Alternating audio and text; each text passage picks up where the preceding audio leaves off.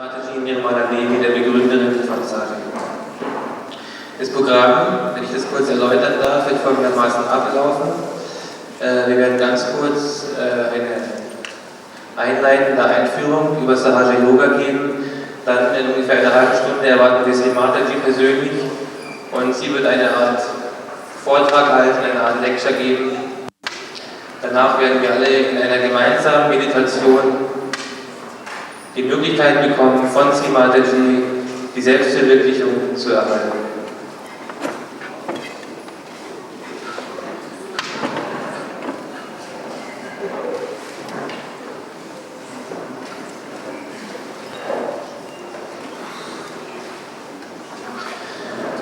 Es geht um große Begriffe an diesem heutigen Abend. Es hat angefangen mit dem Begriff Selbstverwirklichung.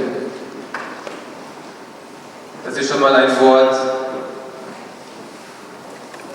was, glaube ich, einen relativ großen Reiz und eine große Anziehungskraft ausübt und was sehr missbraucht wird.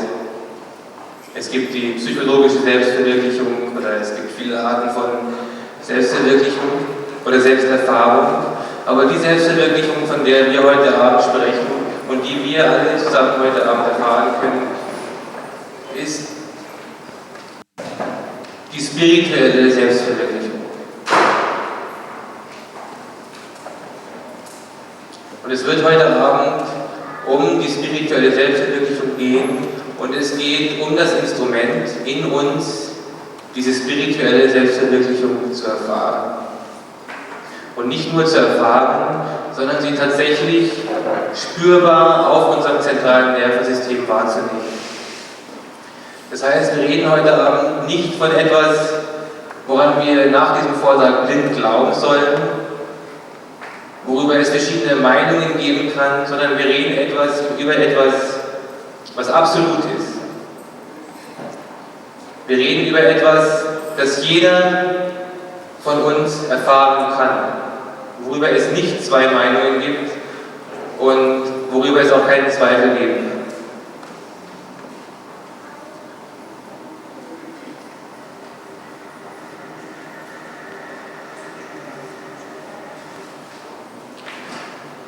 Sri Mataji hat mich gebeten, zu Beginn oder die Einführung derart zu gestalten, dass wir alle etwas über dieses feinstoffliche Instrument in unseren Körpern oder in unserem Körper erfahren können. Dieses feinstoffliche Instrument existiert in jedem von uns und es ist von jedem zu erfahren durch Sahaja Yoga. Es gibt viele, viele Bücher und speziell in den letzten 50 bis 100 Jahren wurde sehr, sehr viel geschrieben und sehr, sehr viel pseudo-spirituelle Literatur wurde verfasst und auf den westlichen Markt geworfen. Und in dieser Literatur wird vieles geschrieben über Chakras, über Kundalini, über Nadis und über die speziellen Arten von Yoga, wie man die Kundalini erwecken kann, wie man die Chakras erfahren kann und so weiter und so fort.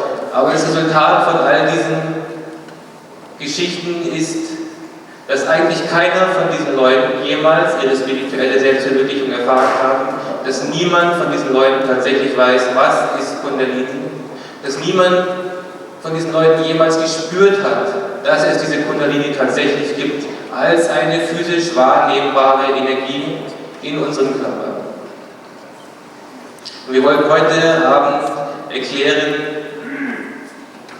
und darstellen, wie wir durch Sahaja Yoga uns persönlich auf empirische Art und Weise von dem aktuellen, tatsächlichen Vorhandensein dieser Energie Kundalini und diesen 7 Energiezentren in uns überzeugen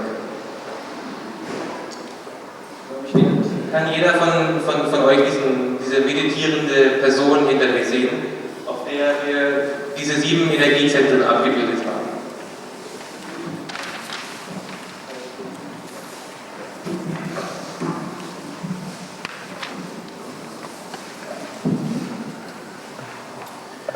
Lass mich kurz erklären, oder kurz, man kann Stunden oder Tage lang darüber reden. Ich versuche es in allgemein verständliche Worte zu fassen, sodass es jeder von uns verstehen kann, worum es prinzipiell geht. In einem jeden von uns befinden sich 7 Energiezentren. 7 Energiezentren. Und es befinden sich in uns 3 Hauptenergiekanäle.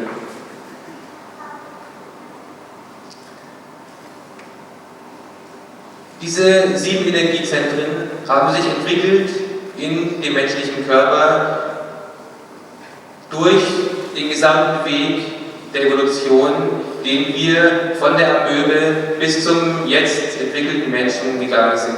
Und jedes einzelne Energiezentrum steht für eine bestimmte evolutionäre Stufe, die wir in unserer Geschichte erreicht haben. Die 3 Energiekanäle, diese 3 Hauptenergiekanäle, die linke Seite und die rechte Seite, repräsentieren in uns das sympathische Nervensystem.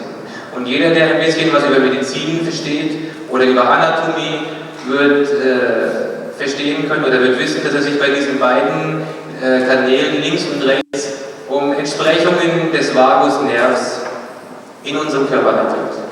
Der mittlere Kanal symbolisiert das parasympathische Nervensystem. Wir nennen Hatha Yoga auch das Yoga des parasympathischen Nervensystems. Und damit wird recht deutlich, auf welche Weise sich Hatha Yoga von den vielen anderen Formen und Arten der Meditation abhebt. Alle diese Yogas, alle diese Arten der Meditation oder der Verinnerlichung oder wie man es auch immer nennen möchte, passieren auf dem sympathischen Nervensystem. Das heißt, sie aktivieren entweder die linke Seite in uns oder sie aktivieren die rechte Seite in uns. Die Kundalini jedoch kann nur aufsteigen durch den mittleren Kanal, durch das parasympathische Nervensystem. Was in Hatha Yoga passiert, ist, dass die Kundalini, diese spirituelle Energie, die in dem Sacrum Bonum, im Kreuzbein, am Fuße des Rückgrades, in jedem von uns residiert, diese spirituelle Energie wird erweckt. Sie wird erweckt und sie steigt auf durch das Rückgrat, durch die Shushumna Nadi, diesen mittleren Pfad. Dieser Pfad, der eigentlich in sich den gesamten Ablauf unserer Evolution birgt. Und während die Kundalini aufsteigt, durchdringt sie jedes dieser 7 Energiezentren, die auf diesem mittleren Kanal stufenweise eins über dem anderen angesiedelt ist. Und sie durchdringt diese Energiezentren, sie erfüllt sie mit der Energie der Kundalini, sie erweckt sie, sie erleuchtet die Energiezentren. Sie aktiviert die Energiezentren auf subtile Art und Weise, auf spirituelle Art und Weise. Alle diese 7 Energiezentren erfüllen jetzt schon eine gewisse Funktion in uns, aber sie ist grobstofflich, sie ist rein körperlich. Sie repräsentieren sich durch Organe, durch Nervenzentren in uns. Sie haben gewisse körperliche, grobstoffliche Aufgaben in unserem körperlichen System, aber ihre tatsächliche Qualität, ihre spirituelle Qualität ist nicht erweckt. Und sie wird erweckt durch die Energie der Shakti, durch die Energie der Kundalini.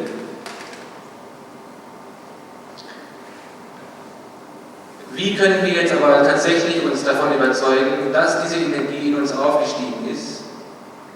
Und wie können wir uns davon überzeugen, dass das nicht irgendetwas ist, was uns jemand erzählt und was uns jemand weismachen will, dass es in uns passiert, was wir aber vielleicht selber gar nicht nachvollziehen können? Das ist das Faszinierende in Hatha Yoga, dass jeder diesen Vorgang tatsächlich erleben kann und dass jeder diesen Vorgang tatsächlich spüren kann auf seinem zentralen Nervensystem. Wie spüren wir das auf unserem zentralen Nervensystem? Wie gesagt, die Kundalini steigt auf, die durchdringt jedes einzelne Energiezentrum und erleuchtet jedes einzelne Energiezentrum. Schlussendlich durchdringt sie das letzte Chakra in uns, das Scheitelchakra, im 1000-blättrigen Lotus, wie er in sämtlicher spiritueller Literatur bekannt ist. Und sie durchdringt dieses letzte Chakra und vereinigt sich mit dem, nennen wir es, mit dem Kollektiv Unbewussten. Und in dem Moment, wo die Kundalini durch unseren Scheitel, durch das Sahasrara austritt, spüren wir das tatsächliche Happening dieses Vorgangs. Wir erfahren ein wahrnehmbares Phänomen. Und zwar spüren wir in dem Moment der Selbstverwirklichung eine kühle Brise auf unseren Handflächen und wir spüren eine kühle Brise über unserem Scheitel. Sehr subtil, aber sie ist da und jeder kann sie spüren. Das heißt, jeder von uns kann tatsächlich miterleben, dass diese Selbstverwirklichung, dass die Erweckung der Kundalini in uns tatsächlich erfolgt ist. Das ist das erste und das ist wohl auch das größte Phänomen, weil es auf einmal einer großen, mysteriösen Angelegenheit, die jahrhundertelang als Geheimnis hinter vorgehaltener Hand unter sogenannten Heiligen ausgetauscht wurde, zu einem tatsächlichen, erfahrbaren Erlebnis für alle von uns macht. Jeder von uns hat die Möglichkeit, in dieser Zeit diese spirituelle Selbstverwirklichung zu erfahren und den Aufstieg seiner eigenen Kundalini zu erwecken. Wenn diese Kundalini aufgestiegen ist in uns, wenn wir die Selbstverwirklichung erhalten haben und wenn wir sie manifestieren durch Meditation, durch Würdigung des Vorganges, durch ein Bewusstsein, durch eine Einstellung, die sich dadurch auszeichnet, dass wir tatsächlich uns bewusst sind, dass etwas sehr Außergewöhnliches, etwas sehr Großes, etwas sehr Heiliges mit uns passiert ist. Das Zweite, was mit uns passiert, die zweite Sensation, das zweite Phänomen, was wir erfahren, ist das, was wir vibratorisches Bewusstsein nennen. Das heißt,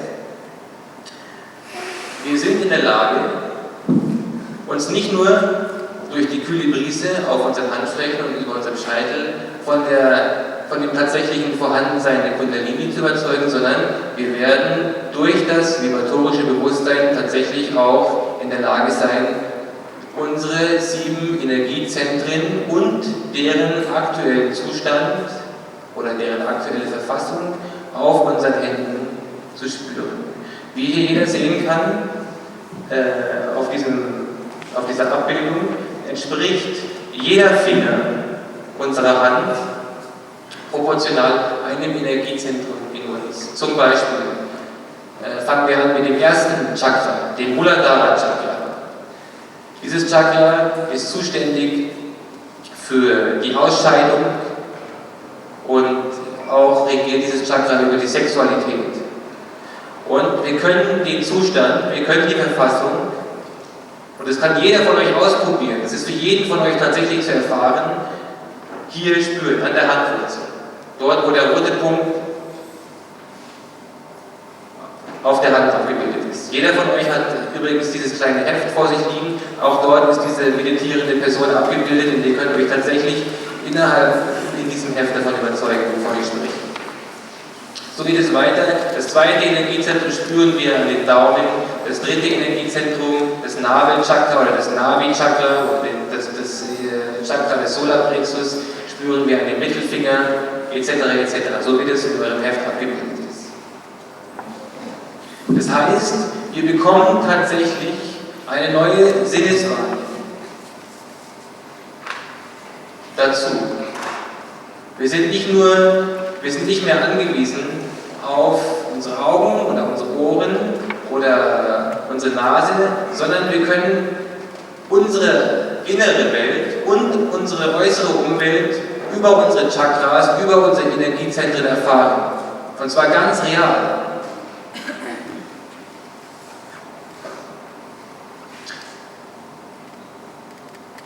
Jedem dieser 7 Chakras, jedem dieser 7 Energiezentren wohnt ein Prinzip inne. Oder wir können sagen, eine Qualität.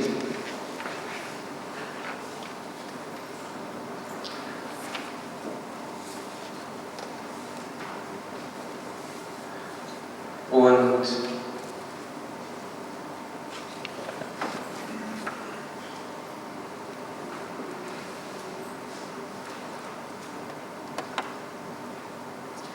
wir sind in der Lage, nach der Selbstverwirklichung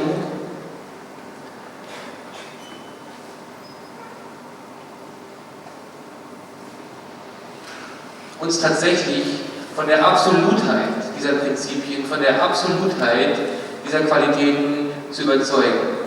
Es ist so, dass wir in einer Zeit leben, wo eigentlich, ich würde jetzt mal fast sagen, bezüglich aller Themen in der Gesellschaft, bezüglich aller moralischen und ethischen und spirituellen Themen oder Thematiken eine absolute Relativität oder eine Meinungsrelativität vorherrschend ist. Der eine hat diese Meinung, der andere hat eine andere Meinung, irgendjemand hat eine dritte Meinung. Man sagt, okay, du gehst den Weg, ich gehe den Weg, jeder geht seinen eigenen Weg. Es gibt keine Wahrheit, es gibt nicht das Absolute, es ist alles relativ. Und jeder muss seinen eigenen Weg finden. Das ist die vorherrschende Meinung. Aber über dieses feinstoffliche Instrument in uns, über dieses vibratorische Bewusstsein, können wir uns tatsächlich von der Absolutheit dieser Prinzipien, von der Absolutheit dieser Qualitäten in uns überzeugen. Das heißt, wenn wir in unserem Leben oder in unserem Lebenswandel gegen eine von diesen Qualitäten oder von diesen Prinzipien verstoßen, dann spüren wir das sofort durch den Zustand des betreffenden Chakras. Und die Qualitäten und die Prinzipien der einzelnen Energiezentren sind auch in diesen Heften aufgeführt, ganz kurz, soweit man das in diese kurze, knappe Form bringen kann. Aber das, was wichtig ist, das, was so entscheidend ist und das, was so phänomenal ist und das, was so hilfreich ist für unsere individuelle und auch für unsere gesellschaftliche, kollektive Entwicklung ist, dass wir uns tatsächlich davon überzeugen können, dass es etwas gibt, was Wahrheit ist, dass es etwas gibt, was absolut ist, dass es etwas gibt, was nicht zu bezweifeln ist. Dass es etwas gibt, worüber man nicht verschiedener Meinung sein kann, sobald man über das verfügt, was wir dieses vibratorische Bewusstsein nennen. Denn sobald wir einmal die Selbstverwirklichung erfahren haben, sobald wir durch entsprechende Meditation, durch Vertiefung in unserem Yoga dieses vibratorische Bewusstsein erlangt haben, ich kann versprechen, dass jeder von euch, jeder von den hier Anwesenden es erlangen kann. Und zwar in verblüffend kurzer Zeit. Und es können Tausende und Tausende und Tausende in allen Ländern dieser Erde bestätigen.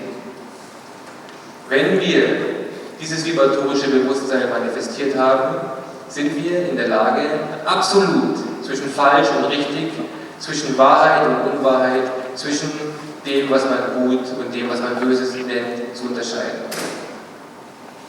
Denn es ist genauso, wenn man mich mit einer Nadel in den Arm piekt, wenn man das gleiche Experiment bei jedem von euch macht, wir werden alle die gleiche Sensation erfahren, nämlich das, was man Schmerz nennt. Und wir werden auf eine bestimmte Art und Weise reagieren. Das Gleiche erfolgt, wenn wir diesen spirituellen Körper, diesen feinstofflichen Körper in uns erweckt haben. Und wenn wir oder jemand anders diesen feinstofflichen Körper in uns verletzt oder gegen die Qualität oder gegen das Prinzip des jeweiligen Energiezentrums geht, dann werden wir alle die gleiche Reaktion spüren. Und wir werden uns alle davon überzeugen können, dass das, was wir in dem Moment getan haben, falsch war.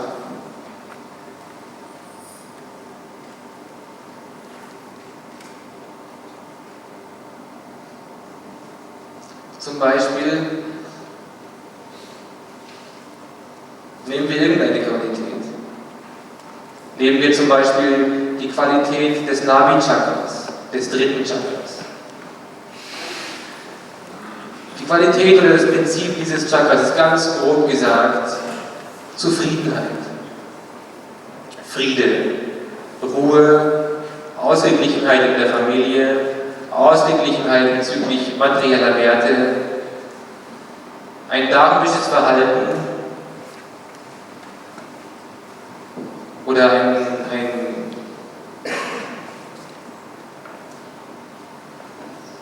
ein Verhalten, das entsprechend des absoluten Verhaltenskodexes geht, das, was wir Dharma nennen.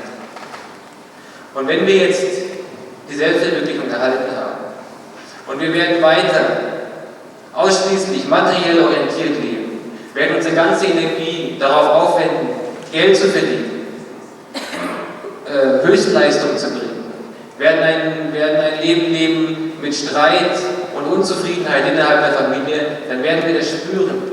Wir spüren das auf unserem Chakra und wir spüren es auf unseren beiden Fingern. Und wir können daraufhin unser Leben korrigieren und das ist das, was so fantastisch ist. Wir können erfahren, was ist richtig und was ist falsch und daraufhin können wir das Entsprechende tun. Das heißt, wir werden irgendwann alle in der Lage sein, ein Leben zu leben, was richtig ist. Und zwar was absolut richtig ist. Weil es eins ist mit all den göttlichen Qualitäten, die in diesen 7 Energiezentren in uns repräsentiert sind.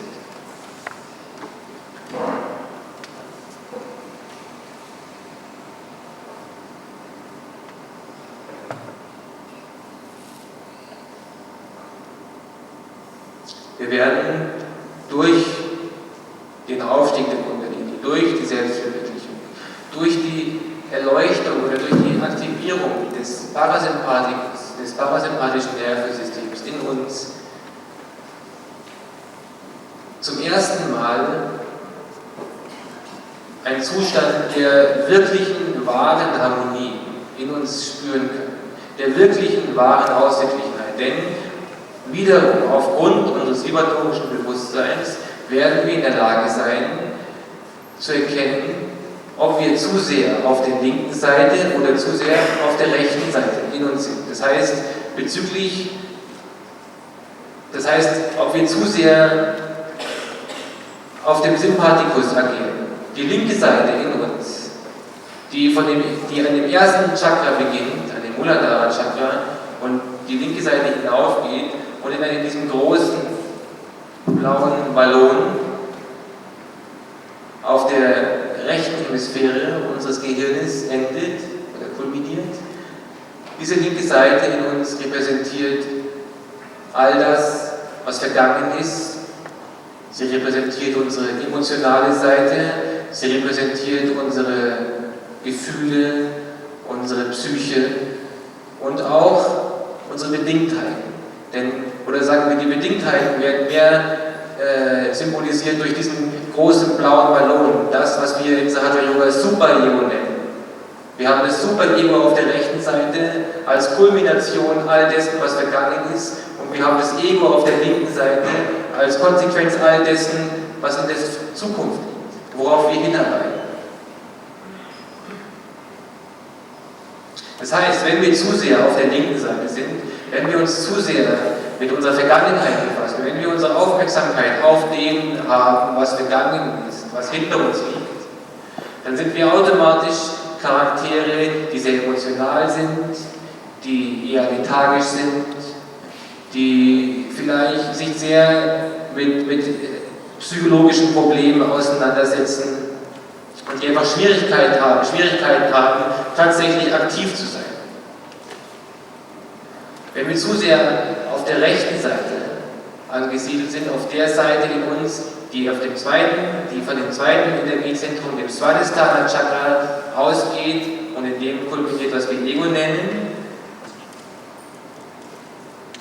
Diese Seite repräsentiert unsere körperliche Aktivität, unsere mentale Aktivität, all das, was wir benutzen, um etwas zu verwirklichen. Es ist ein zukunftsausgerichtetes Handeln. Und das kulminiert in dem, was wir Ego nennen. Durch diese Identifikation mit dem, was wir tun. Und wir sagen, ich tue es, ich habe es erreicht. Und je mehr wir auf dieser rechten Seite sind und je mehr wir tun, desto mehr entwickeln wir dieses Ego. Das heißt, wir können ganz grob trennen zwischen zwei Kategorien. Den Leuten, die mehr auf der linken Seite sind, Leute, denen es actually oder eigentlich mehr an Ego mangelt. Und wir können zwischen den Leuten trennen, die zu viel Ego haben, die aggressiv sind, die zu viel Aktivität haben. Durch Sahaja Yoga, durch die Selbstverwirklichung sind wir in der Lage, diese beiden Seiten in Gleichklang zu bringen. Das heißt, wir können es erkennen, aufgrund unseres vibratorischen Bewusstseins, ob wir zu sehr auf der linken Seite sind oder zu sehr auf der rechten Seite und können dann wieder entsprechend unseres Wissens korrigieren und können all das tun, um in die Mitte zu kommen, um in die Balance zu kommen. Das Faszinierende daran ist, dass wir völlig unabhängig sind von all diesen intellektuellen oder dogmatischen Wissenschaften wie Psychologie oder Ethik oder Moral oder was weiß ich, was es sonst noch gibt, die uns glauben machen, dass wir so leben sollen oder so leben sollen oder so leben sollen, dass wir das nicht tun sollen oder das tun sollen. Wir werden unsere eigenen Meister. Durch das vibratorische Bewusstsein sind wir selber in der Lage zu entscheiden, was das Richtige für uns ist.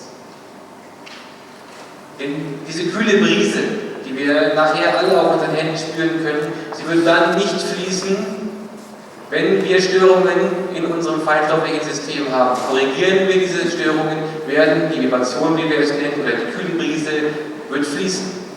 Das heißt, immer dann, wenn diese kühle Brise fließt, wissen wir, dass wir in Gleichklang sind. Fließt sie nicht, wissen wir, dass Störungen vorliegen und wir können diese Störungen auf unseren Händen wahrnehmen. Wir wissen, wo die Störungen sind und wir können dagegen angehen.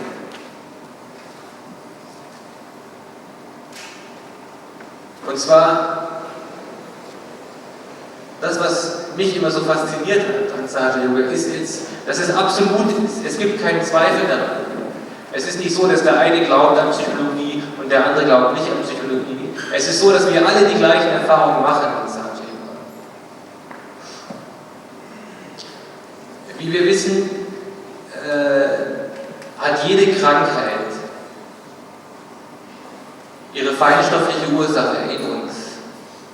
Und jede Krankheit in uns ist eigentlich nichts anderes als die Manifestierung eines feinstofflichen Problems in uns, eines subtilen Problems auf unserem oder in unserem feinstofflichen System. Das heißt, wenn wir gegen die Qualitäten unserer Energiezentren leben, dann werden Störungen in unseren Chakras auftreten und mit der Zeit werden sich diese Störungen als Krankheitsbilder manifestieren. Und erst dann sind wir in unserem jetzigen Zustand, in dem nicht selbstverwirklichten Zustand, in der Lage, etwas dagegen zu tun. Wir können nur dann auf unser Herz aufpassen, wenn wir den ersten Herzanfall bekommen haben. Denn vorher glauben wir einfach nicht daran, dass uns irgendetwas passieren kann. Und wir wissen auch nicht, dass unser Herz vielleicht schon seit Jahren leidet oder in Mitleidenschaft gezogen wird, einfach aufgrund dessen, dass wir falsch leben. Durch das vibratorische Bewusstsein jetzt haben wir die Möglichkeit, der Krankheit vorzubeugen. Wir sind praktisch schneller als die Krankheit. Wir erkennen die Krankheit bereits als Störung in dem feinstofflichen System und wir müssen nicht erst darauf warten, bis sie sich tatsächlich manifestiert, als was auch immer. Das heißt, diese Wissenschaft von Sahaja Yoga, dieses Wissen über diesen Lebensbaum in uns und die ihn erleuchtende Energie, Kundalini. Dieses Wissen bedeutet wirklich eine Revolution bezüglich der Wahrnehmung von individuellen und kollektiven Problematiken. Und es sind jedem von uns ganz ungeheure Möglichkeiten gegeben, durch dieses vibratorische Bewusstsein Einblicke in unsere individuelle und gesellschaftliche Existenz zu erlangen, von denen wir vorher nicht mal geträumt hätten, weil wir immer wieder Zweifel haben.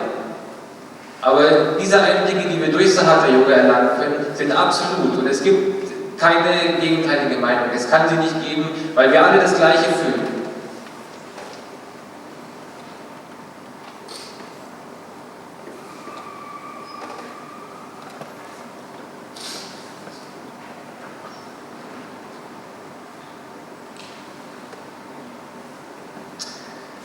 In vielen Schriften, und vielleicht hat jeder von euch oder haben einige von euch schon etwas über Kundalini gelesen. Kundalini ist sowieso ein Wort, was schon fast,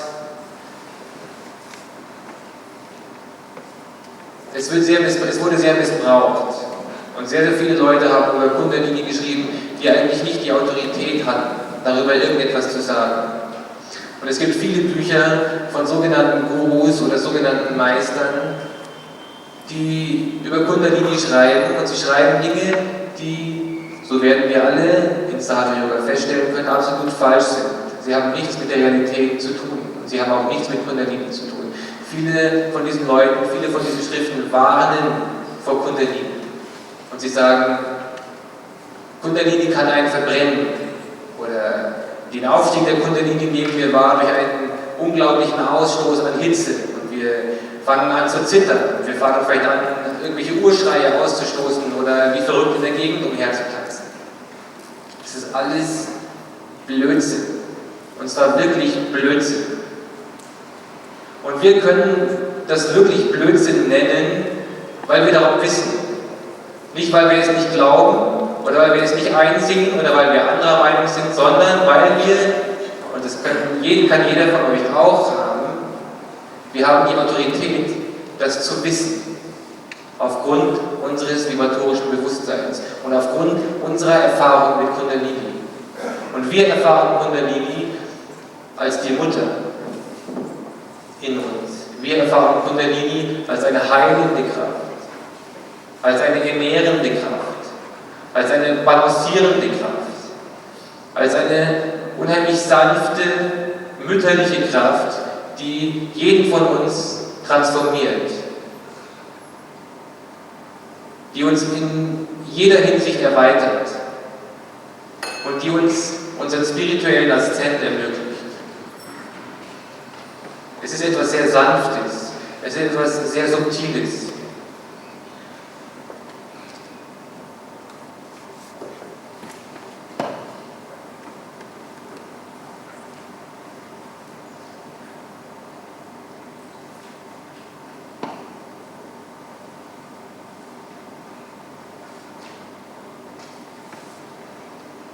Angst zum Beispiel. Angst ist ein sehr, sehr großes Problem in der heutigen Gesellschaft. Angst ist etwas, worüber Hunderte von Psychiatern oder Psychologen sprechen. Jeder kommt mit irgendwelchen Theorien, jeder kommt mit irgendwelchen Ideen und jeder kommt mit irgendwelchen Vorschlägen bezüglich Therapie, Einzeltherapie, Gruppentherapie, Abenteuertherapie, Drogentherapie etc. etc. etc. Jeder hat irgendwelche revolutionären Ideen. Wie nehmen wir Angst wahr? Wie spüren wir Angst? Wir spüren es als einen Catch, nennen wir es, als eine Beschädigung oder als eine Störung unseres Herzchakras. Und wir spüren es auf diesen beiden kleinen Fingern und wir wissen, was wir dagegen tun. Es gibt Mittel und Techniken, die Chakras in uns oder den Zustand der Energiezentren zu verbessern, darauf einzuwirken, die Qualität und die Möglichkeit dieses subtilen Instrumentes in uns zu verbessern, es zu schärfen, es zu einem absoluten Instrument der Wahrheit zu machen. Und jeder von uns kann in Sahaja Yoga diese Mittel und Techniken lernen Sie sind simpel. Sahaja Yoga ist sehr simpel, es ist sehr einfach. Die Wahrheit ist immer einfach. Die Wahrheit kann niemals kompliziert sein. Jeder, der unsere Plakate mit jeder unterschreibt, hat diesen Satz gelesen vielleicht. Selbstverwirklichung ist wie das Atmen. Man kann dafür nicht bezahlen. Und was ist realer als Atmen? Es ist das Realste, was wir überhaupt tun, obwohl wir uns dessen überhaupt nicht bewusst sind. Wie viele Atemzüge sind wir uns tatsächlich bewusst? So einfach ist es, so simpel ist es. Und so ist auch Sahaja Yoga. Aber so simpel wie das Atmen, so essentiell wie das Atmen ist es auch. Und man könnte vielleicht sagen, das, was das Atmen für unseren grobstofflichen Körper ist oder für den Erhalt und den Fortbestand unseres grobstofflichen Körpers ist, das ist die Kundalini, die Selbstverwirklichung, der Atem Gottes für unseren subtilen Körper.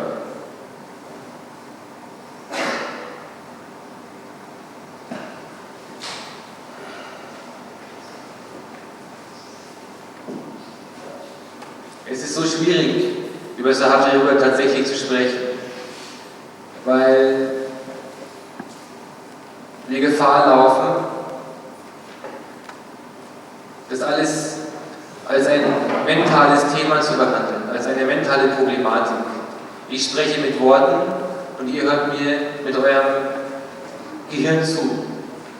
Und so gerät das Ganze auf eine Dimension, die eigentlich überhaupt nichts mehr mit Sahaja Yoga zu tun hat. Denn wir können Sahaja Yoga niemals mental erfahren. Wir erfahren Sahaja Yoga in einem Zustand, in dem wir gedankenfreies Bewusstsein nennen. Wenn die Kundalini aufsteigt, wenn die Kundalini ausdringt, aus dem Sahasrara Chakra, aus dem Scheitel, aus der Fontanelle, diesem Knochen, der bei Neugeborenen, wie jeder von uns weiß, sehr weich ist.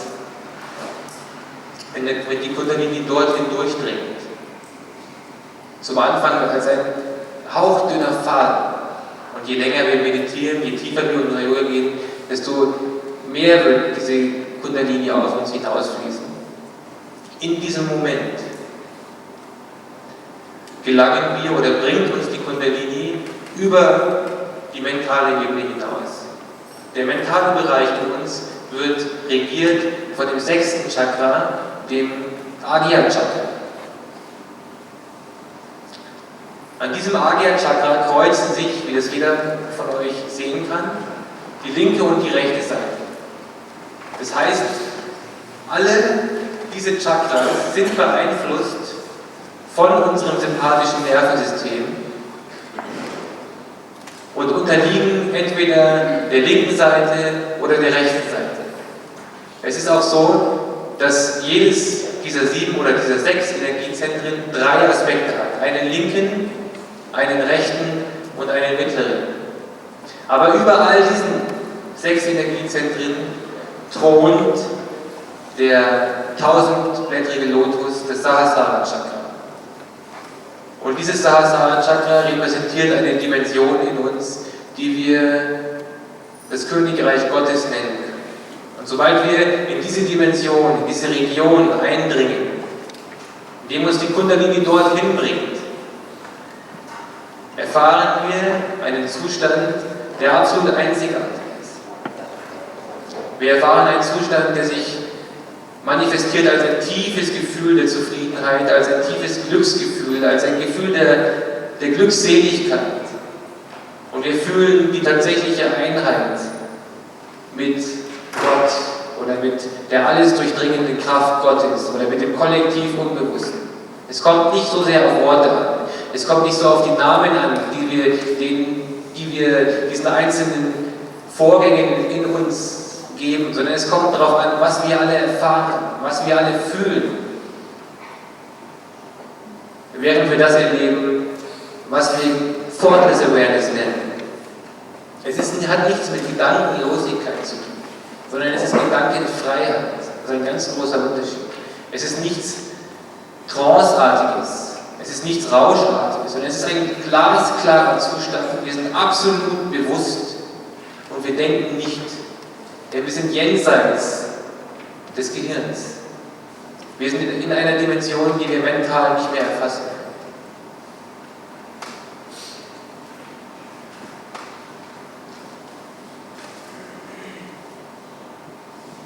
Und deshalb ist auch der größte Moment dieses heutigen Abends diese gemeinsame Meditation, in der wir alle hoffentlich, jeder von euch, diesen Zustand erfahren können. Und ab dann brauchen wir darüber nicht mehr zu sprechen, sondern wir können uns gemeinsam an diesem Erlebnis erfreuen und uns alle davon überzeugen. Dieses Königreich Gottes oder diese Dimension des gedankenfreien Bewusstseins kann man mit Worten nicht beschreiben.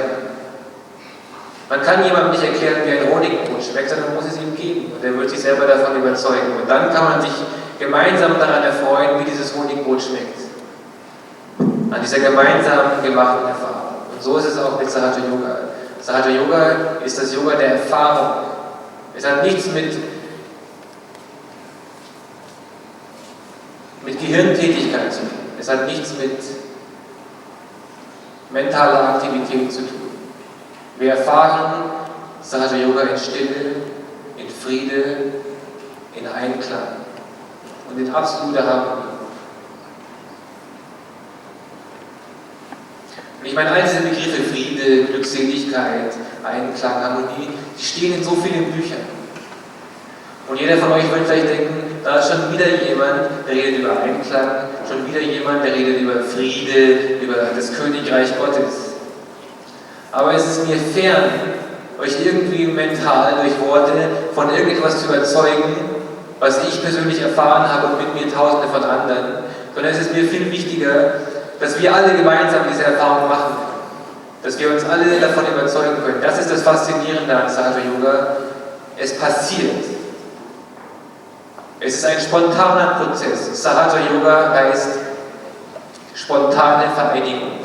Yoga heißt in seiner ursprünglichen Sanskrit-Bedeutung Vereinigung, Union. Das ist der wahre Begriff von Yoga. Sahaja heißt in uns geboren, spontan.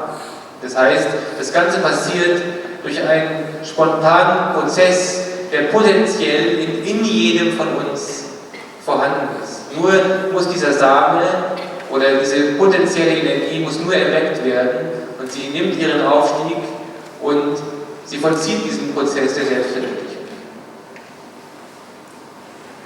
Es ist nichts, was von außen in uns eindringt, was wir durch irgendwelche speziellen Verhaltensmuster absorbieren können von irgendwoher, sondern es ist in uns, es ist in jedem von uns. Und jeder von uns hat die Möglichkeit, diese Erfahrung zu machen.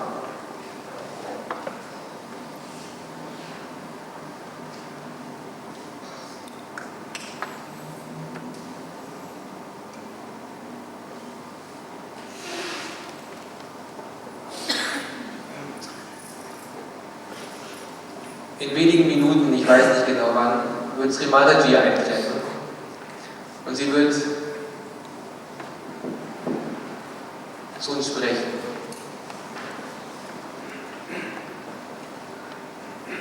Sri Mataji ist eine ganz besondere Persönlichkeit. Sie ist eine Inderin, in einer christlichen Familie geboren. Sie ist mittlerweile Großmutter und seit 17 Jahren oder seit 18 Jahren verwendet sie all ihre Zeit, all ihre Kraft, all ihre Liebe und all ihre Energie, um durch die Welt zu reisen und so vielen Suchern wie möglich die Selbstverwirklichung zu geben und somit die Möglichkeit, spirituell aufzusteigen.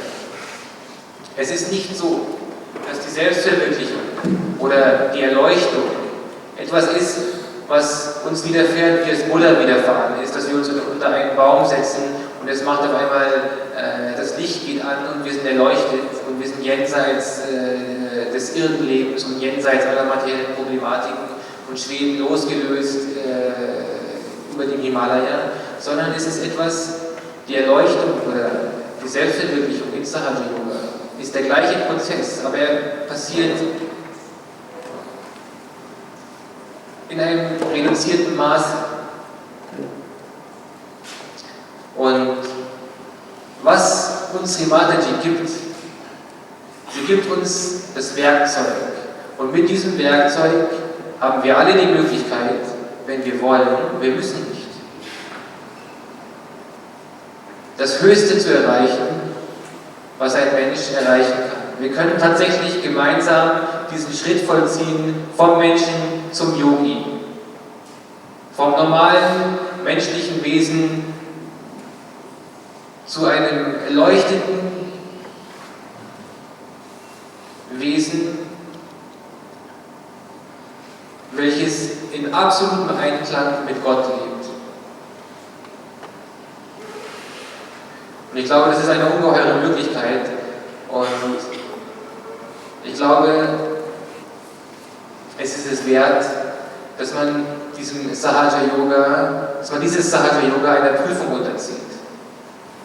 Und ich glaube, jeder von uns, der hier sitzt, hat die Verantwortung vor sich selbst, vor dem Atma in uns, vor unserem wahren Selbst, das vielleicht schon seit unendlich vielen Leben auf genau diesen Augenblick gewartet hat.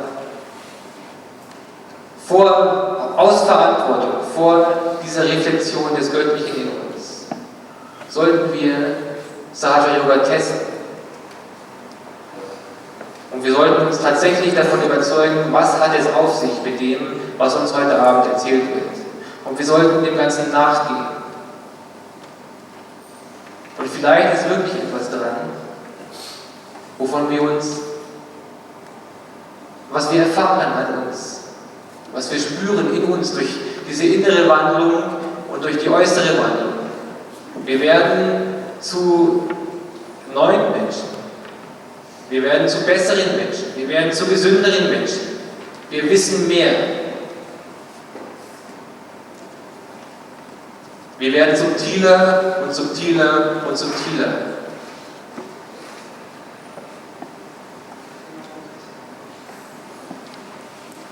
Ich höre gerade, dass Sri Mataji kommt. Es wäre vielleicht eine freundliche Geste von euch allen und vielleicht eine Geste des Respekts, wenn wir alle gemeinsam aufstehen und Sri Mataji begrüßen. Danke.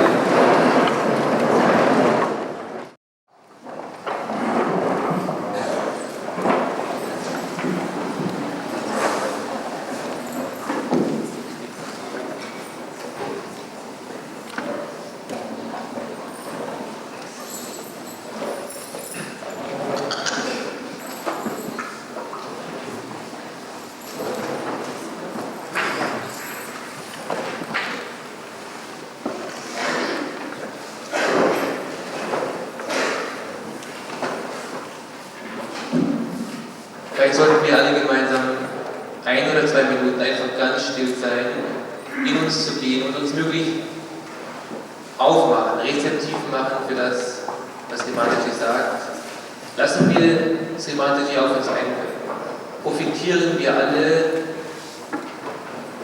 im weitesten möglichen Sinne von diesem heutigen Abend. Ich wünsche es mir und euch von ganzem Herzen.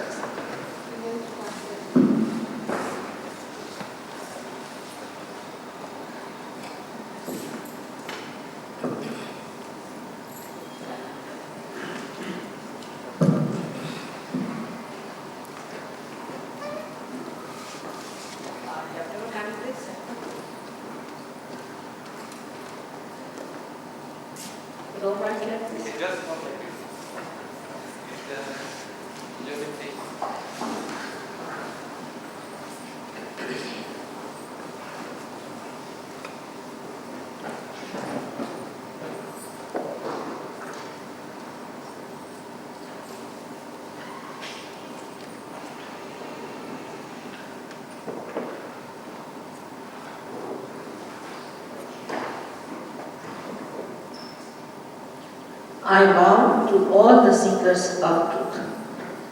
Ich verbeuge mich vor all denen, die die Wahrheit suchen. It is important for all of us to know that we do not know absolute truth. Es ist wichtig, dass wir alle erkennen, dass wir die absolute Wahrheit noch nicht kennen. One person says something, another person says something, and we don't know where to look. Der eine sagt etwas, der andere sagt etwas anderes und wir wissen nicht, wohin wir uns wenden sollen. We don't know who to believe and who to understand. Wir wissen nicht, wem wir glauben sollen und wie wir das verstehen sollen. Also, whatever I'm telling you, you need not take me for granted. All das, was ich Ihnen jetzt sage, sollen Sie nicht als selbstverständlich annehmen. But keep your minds open as scientists.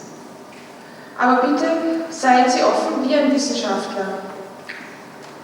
In case what I say is proved, then you have to accept it as law. Not because I say this is so, this is so. Akzeptieren Sie nicht etwas, nur weil ich es so sage, sondern nehmen Sie es dann an, wenn es sich als wahr herausstellt, also nachdem es bewiesen wird. Now you have heard about the chakras that are within us and the centers that govern us. Sie haben also jetzt von den Chakras und von den Zentren in uns gehört. Now this knowledge is the knowledge of the roots. Dieses Wissen, das ist die Wissen um die Wurzeln. This instrument has come out of the knowledge of the tree. Dieses Instrument wurde entwickelt aus einem Wissen, das wir das Wissen des Baumes nennen können. But there is another instrument within us about which you have already heard. Aber es gibt eben auch ein anderes Instrument in uns, über das wir gehört haben. Now one may ask if there is such an instrument within us. Why do we commit mistakes? Why do we have collective mistakes also? Wenn es so ein Instrument in uns gibt, warum begehen wir dann Fehler? Warum begehen wir dann auch Kollektivfehler? And why is it we all do not understand absolute truth? Und warum verstehen wir alle nicht die absolute Wahrheit? And why there are so many different ideas and theories in this world? Und warum gibt es so viele verschiedene Ideen und Theorien in dieser Welt? And when we have this instrument within all of us, Und wenn wir alle dieses Instrument in uns haben, but this instrument which is within us is not connected to the mains. aber dieses Instrument, das wir in uns haben, ist noch nicht angeschlossen. That's why it is not working out. Deswegen arbeitet es noch nicht. It has to be connected to the mains. Es muss angeschlossen werden. And connected to the mains is possible today, may not have been few years back. Und dieses Anschließen an das größere System ist heutzutage möglich. Das war vielleicht früher nicht so. So we have to get this instrument working, all right. Also müssen wir dazu sehen, dass dieses Instrument arbeitet. As you can see on both the sides, we have left and right side of energy flowing. Wie Sie hier sehen, es gibt auf beiden Seiten links und rechts Energie, die fließt. Which gives rise to imbalances within ourselves. Das kann Ungleichheiten, Imbalancen in uns verursachen. These two energies of left and right side give rise to two sympathetic nervous system of left side and right side. Diese zwei Energieströme in uns entsprechen dem sympathischen Nervensystem der linken und der rechten Seite. But the central energy, which is looking after our balance, is the parasympathetic nervous system. Aber die Energie, die die Balance in uns schafft, die ist das parasympathische Nervensystem. For example, if you run fast, you can increase the beat of your heart. Zum Beispiel, wenn Sie schnell laufen, dann können Sie den Herzschlag erhöhen. But you cannot reduce and bring it to normal. Aber Sie können ihn nicht vermindern oder wieder normal machen. So the first one, when we increase it, the sympathetic works, and second one, when it decreases automatically, is the parasympathetic. Also zuerst, wenn sich der Herzschlag beschleunigt, arbeitet das sympathische Nervensystem. Und wenn es sich wieder beruhigt, dann arbeitet das parasympathische Nervensystem. Now this parasympathetic is beyond our control. Dieses parasympathische Nervensystem liegt nicht in unserer Kontrolle, unter unserer Kontrolle. Now due to these imbalances within ourselves, we develop so many problems. Durch diese Imbalance in uns entstehen sehr viele Probleme. The first problem we have is our physical being. Das erste Problem ist unser körperliches Wohlbefinden. When there is imbalance within us, a center gets blocked. Wenn ein Ungleichgewicht in uns ist, dann wird ein Zentrum blockiert. Now, how a cancer is caused is when this is the center in here, in the center, there is a left side and the right side sympathetic working. Man kann sich das so vorstellen, hier wo ich meine somatische Ränder habe, ist das linke und das rechte sympathische Nervensystem, die arbeiten. And who are in contact with the central nervous system, in the main brain. Diese sind in Verbindung mit dem zentralen Nervensystem, mit dem Gehirn. But when you start going too much to the right or to the left, these become smaller. The capacities become smaller and smaller till they break. Aber wenn sie zu sehr auf der linken oder auf der rechten Seite sind, dann wird dieser Durchgang immer kleiner, bis das Ganze bricht. As a result of that, you become on your own, on the left side or on the right side. Als Resultat werden sie dann auf die linke oder auf die rechte Seite gehen. In the sense that your cells become arbitrary, start growing more than the normal, so we call them malignant. In dem Sinn, dass sie, So we call it malignant. They start becoming bigger and bigger. One cell starts overpowering others and they start becoming bigger and bigger. One part, say nose becomes bigger, eyes become bigger. Also die Teile durch die Krankheit entwickeln eine eigene Dynamik und werden größer und größer und arbeiten also für sich willkürlich. And thus we say cancer is caused. Und so entsteht eben Krebs. There are so many physical troubles which are caused by imbalances. Es gibt sehr, sehr viele physische Probleme, die durch diese Even Imbalance entstehen. AIDS and many other diseases are caused by this imbalance within us. AIDS und viele andere Krankheiten entstehen durch dieses Ungleichgewicht in uns. Now there is a solution. Dazu gibt es eine Lösung. And the solution has been worked out now in Delhi University. People have, two doctors have passed with PhD in their medical courses, which they call as MD, with the subject as surgery. Dazu gibt es aber auch eine Lösung. An der Universität Delhi haben 2 Ärzte über Surgery Yoga promoviert. Now they have worked on psychosomatic and as well as physical side. Sie haben über das Psychosomatische und über das die physische Seite gearbeitet. So actually what happens is that within ourselves lies the power to solve the problem. Also wie es tatsächlich ist, in uns selbst liegt die Kraft, das Problem zu lösen, uns zu heilen.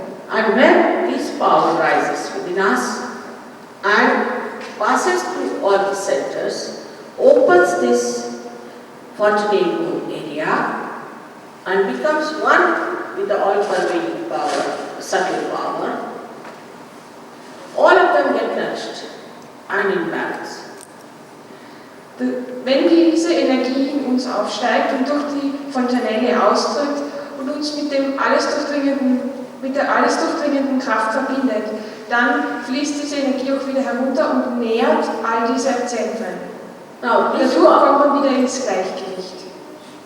This power lies within all of us in a sacred bone called as sacrum. Diese Kraft ist in allen von uns und sie ruht in diesem Knochen, der heilige Knochen genannt wird. Now, the Greeks knew about it because they called it sacred. Die Griechen wussten schon davon, als sie diesen Knochen heilig benannten. When this power rises, she passes through 6 centers within ourselves. Wenn die Kundalini aufsteigt, wenn diese Kraft aufsteigt, dann dringt sie durch 6 Zentren in uns, Who represent our physical, mental, emotional, spiritual beings. die unser körperliches, Geistes, mentales und spirituelles Sein repräsentieren. And she corrects, and she nourishes, and she balances all these centers. Und sie verbindet und sie nährt und sie balanciert all diese Zentren. But that's not the only side, is the physical or the emotional or the spiritual or the mental side. But greater than that is that you become collectively conscious on your nervous system. Aber es geht nicht nur um die mentale, nicht nur um die physische, die psychische und die spirituelle Seite.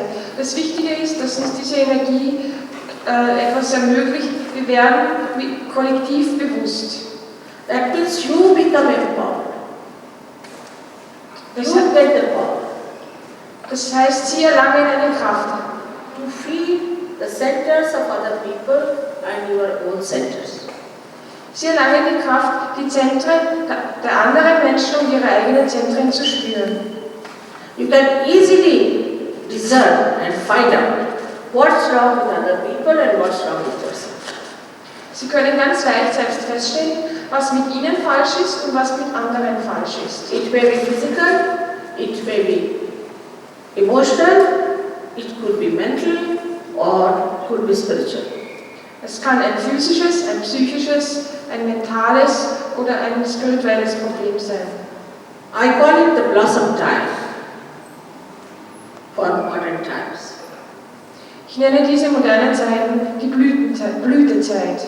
As if you all are ready to achieve that state. Weil sie alle bereit sind, diesen Zustand zu erreichen, zu erlangen.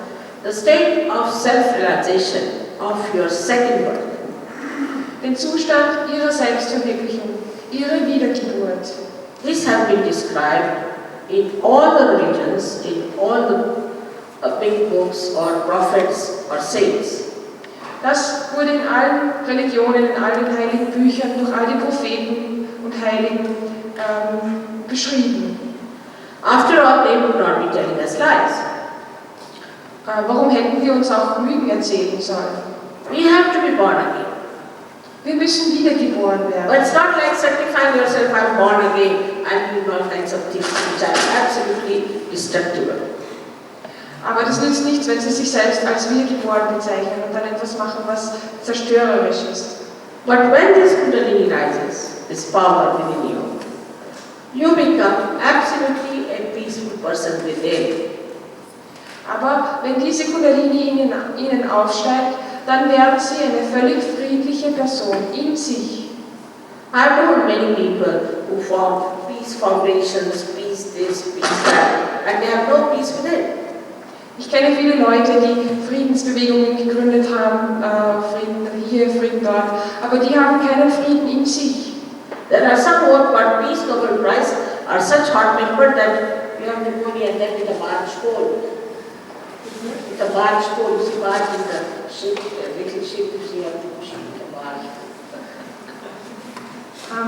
Es gibt Friedensnobelpreisträger, die so aggressiv sind, dass man zu ihnen mit einem Stock gehen muss. You can't go near them. They are supposed to be Nobel Prize winners of peace. Man kann sich ihnen gar nicht nähern, obwohl sie angeblich den Nobelpreis bekommen haben für den Frieden.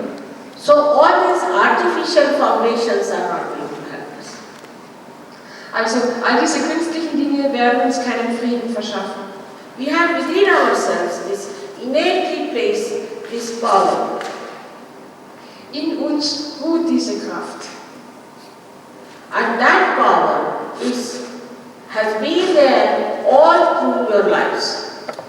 Und diese Kraft war immer schon in uns, durch alle unsere Leben hindurch. You do not have to do anything about it. Sie müssen dazu gar nichts tun. It is a spontaneous happening Es passiert ganz spontan, because it's a living process. denn es ist ein lebendiger Prozess. It is a living process like a seed and sprout. Es ist ein lebendiger Prozess, so wie ein Same sprießt. And once it sprouts, when you get your realization, you are amazed at your own capacities. Und so wie ein Same sprießt, sobald ihre Kundalini aufsteigt, werden sie erstaunt sein über ihre eigenen Fähigkeiten und Möglichkeiten. Become dynamic but absolutely relaxed. Sie werden dynamisch, aber völlig entspannt. There are no tensions. Es gibt keine Spannungen. There are no pressures. Es gibt keinen Druck. And you are amazed at yourself how many things you are capable of. Und sie werden erstaunt sein über sich selbst, wozu sie alles fähig sind. Then you realize that the knowledge you had was so limited. Sie werden dann feststellen, dass ihr Wissen bis dahin sehr begrenzt war And was a relative knowledge. und dass es relatives Wissen war. It was not absolute. Es war kein absolutes Wissen. So actually what happens that when you are born again, your spirit starts manifesting in your attention. Es ist so, was tatsächlich passiert ist, wenn sie wiedergeboren werden, dann wird sich ihr Geist, ihr Spirit, in ihrer Aufmerksamkeit manifestieren. In the light of the spirit, you just see the real truth, the absolute truth. Im Lichte des Geistes können sie dann die Realität, die absolute Wahrheit erkennen. But this absolute truth cannot be forced onto you. Aber diese absolute Wahrheit kann niemandem aufgezwungen werden. This happening cannot take place if somebody tries to force you or try to discipline you. Dieses Geschehen kann nicht passieren, wenn es ihnen jemand aufzwingen möchte. Also you cannot pay for it. Sie können auch nicht dafür zahlen. Like the mother Kundalini doesn't understand money. So wie die Mutter Erde, so versteht auch die Kundalini nichts vom Geld. It's an actualization. It's a genuine thing and an innate thing within you. Es ist ein tatsächliches, ein natürliches, ein spontanes Geschehen in uns.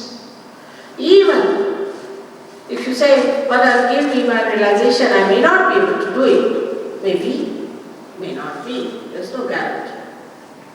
Selbst wenn Sie sagen, Mutter, bitte gib mir meine Selbstverwirklichung. Ich kann nicht dafür garantieren. Es kann passieren oder auch nicht. You cannot become a member of a club of realized souls or cannot form a kind of an organization out of it.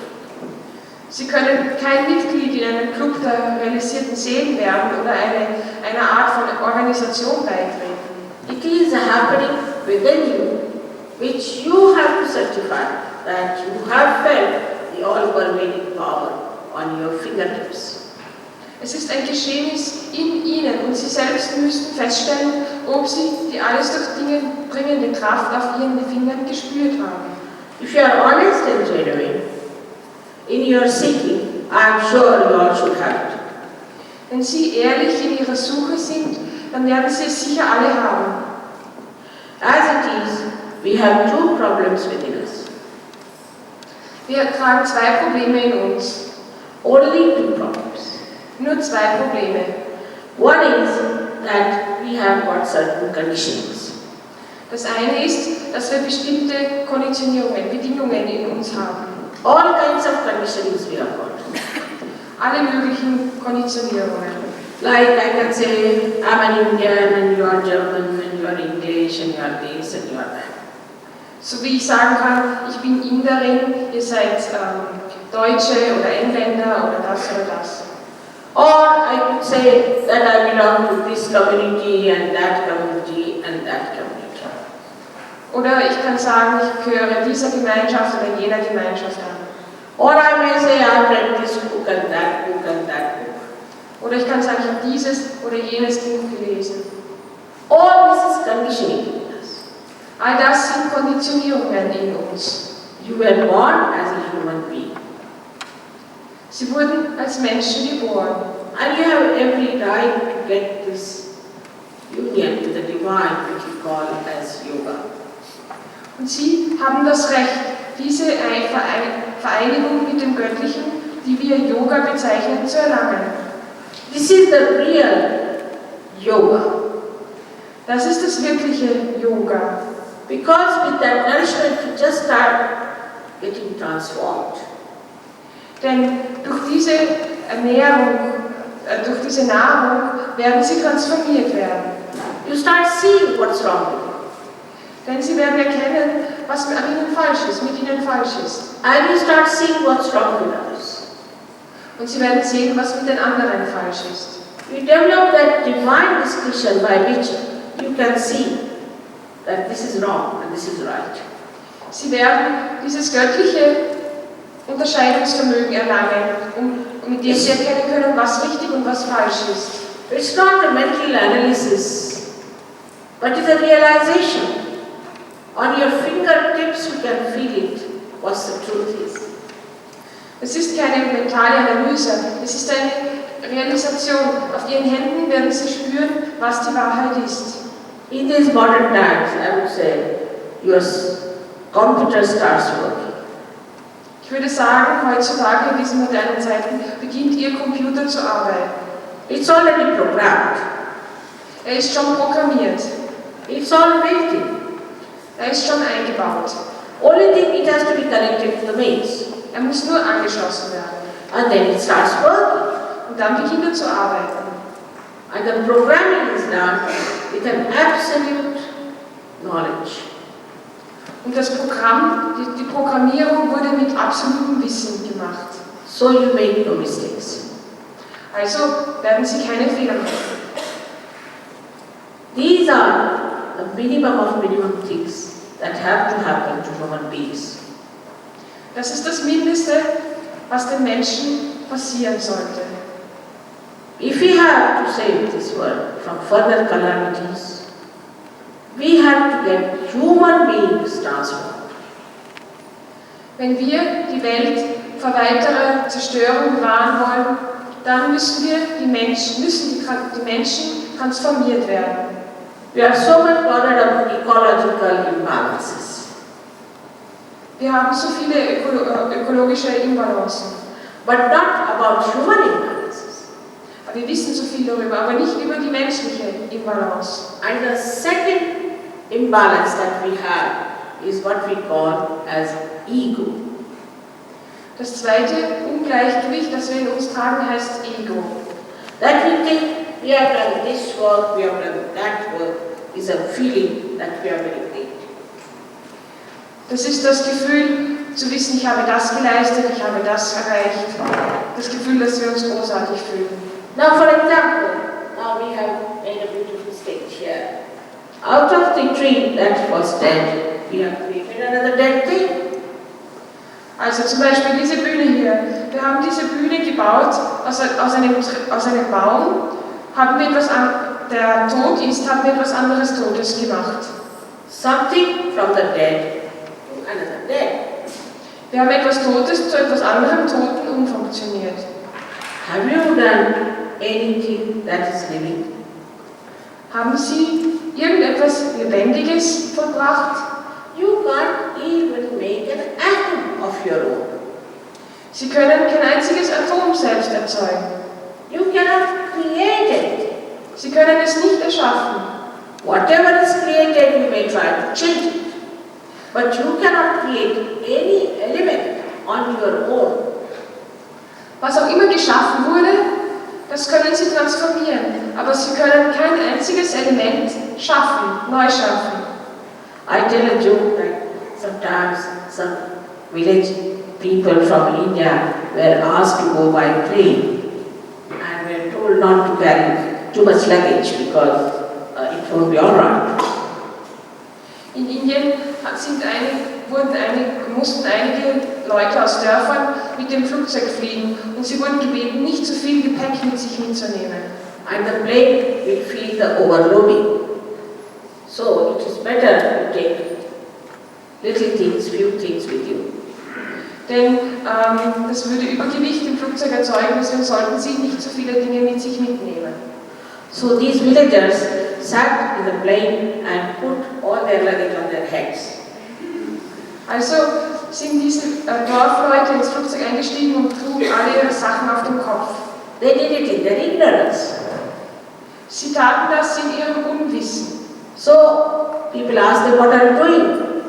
They said, we are trying to reduce the weight of the aeroplane. Und man hat sie gefragt, was macht ihr da? Und sie haben gesagt, wir versuchen das Gewicht des Flugzeugs zu reduzieren.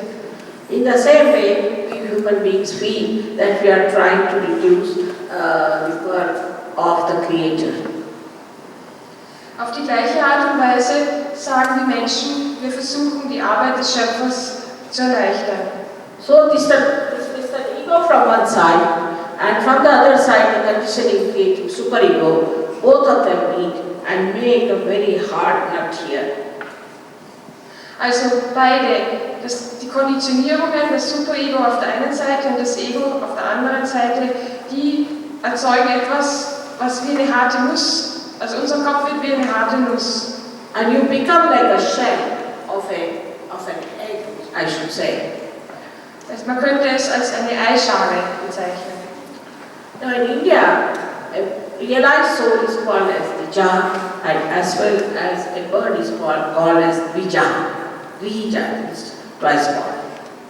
In Indien, da nennt man eine wiedergeborene Seele und einen Vogel benennt man die beiden mit demselben Wort, Vija. Like the bird is first born as an egg and then it becomes a bird. Wie ein Vogel, der zuerst ein Ei ist und dann als Vogel noch einmal auf die Welt kommt.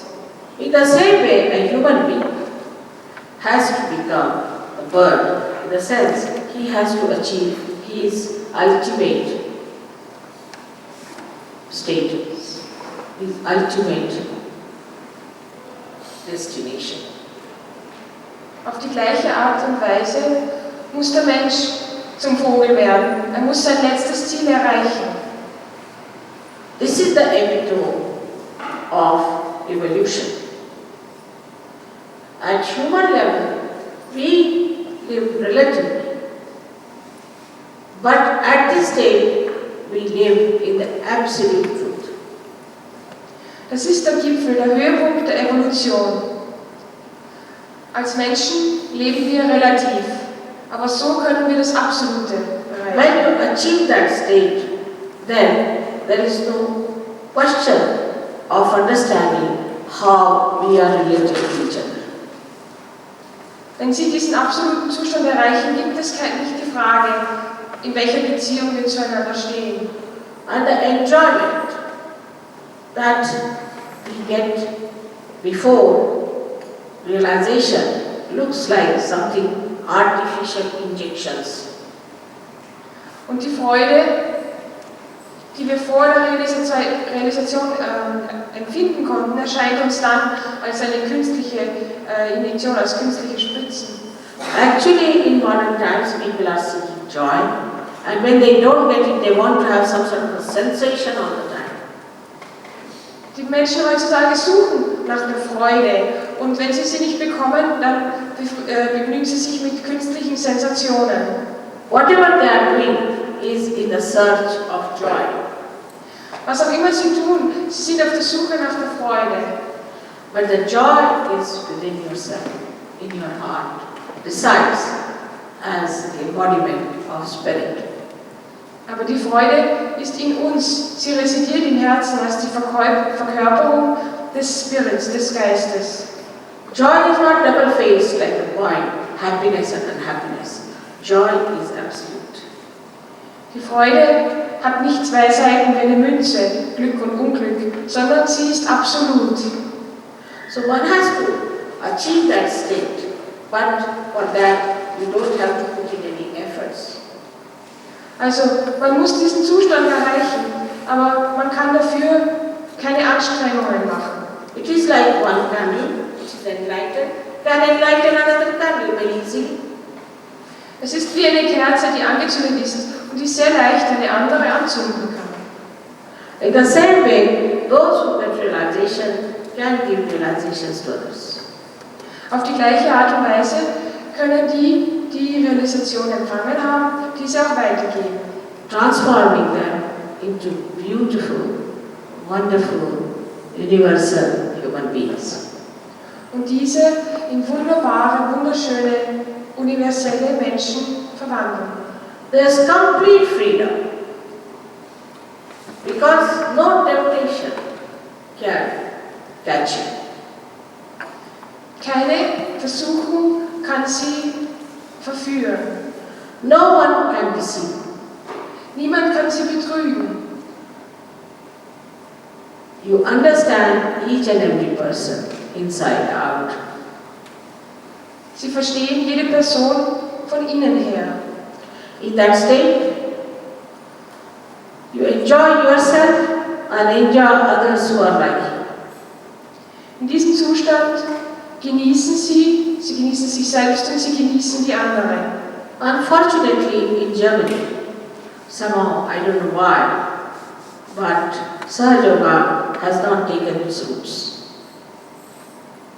Unglücklicherweise, ich weiß nicht warum, hat sich Sahaja Yoga noch nicht wirklich in Deutschland etabliert. There are 15 other countries who have got people who have taken Sahaja Yoga very easily. In 15 anderen Ländern gibt es Leute, die Sahaja Yoga sehr leicht angenommen haben.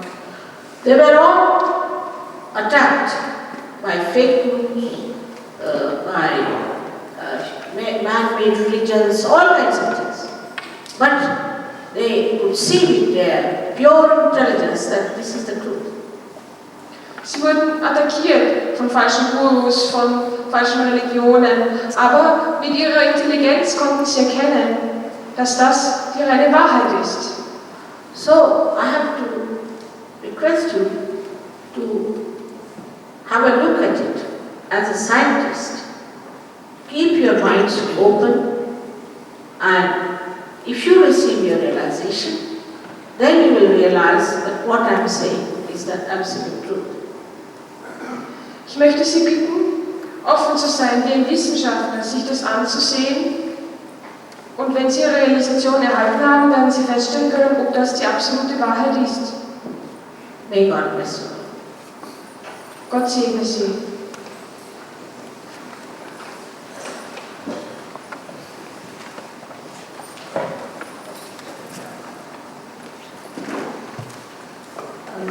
I should ask the questions. Little bit. For about 15 minutes, you can ask me some questions. Shamataji wird jetzt vielleicht für eine Viertelstunde Ihre Fragen beantworten. But I have not come here to take anything from you. Aber Shamataji ist nicht gekommen, um Ihnen irgendetwas wegzunehmen. I have just come here to give you what you have, your own hidden. Shamataji ist nur gekommen, um Ihnen das zu geben, was sowieso schon Ihr eigen ist. So there is no need to be offensive with me for that at all. Also brauchen Sie nicht aggressiv gegen mich zu werden. It's just what you have. I've come here to hand over your keys to you, for example. Es ist nur, dass ich Ihnen das geben möchte, was schon Ihnen gehört. So please ask me questions no doubt, but don't be unnecessarily aggressive. Also bitte, fragen Sie mich, was Sie mich fragen wollen. Nur bitte seien Sie nicht unnötig aggressiv. Because we should not waste the time so much on unnecessarily quarreling. Denn wir sollten unsere Zeit nicht mit unnützem Streit vergeuden. Actually, I don't know how to quarrel, so it's a waste. Ich weiß eigentlich gar nicht, wie man streitet, also ist es Vergeudung. Alright.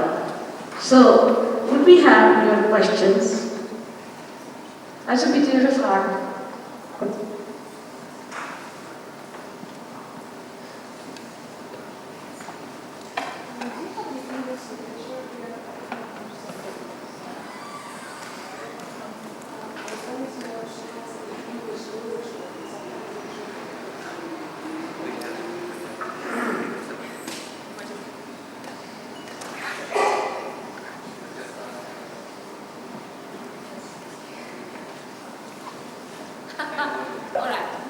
we have in so many languages, and in America we have lots of people. Die Dame hat gefragt, ob es auch englische Literatur gibt, weil sie aus Amerika kommt. Und Shamataschi hat geantwortet, dass wir natürlich in sehr vielen Sprachen auch Lektüre haben. Und gerade in Amerika gibt es auch sehr viele solche Yogis.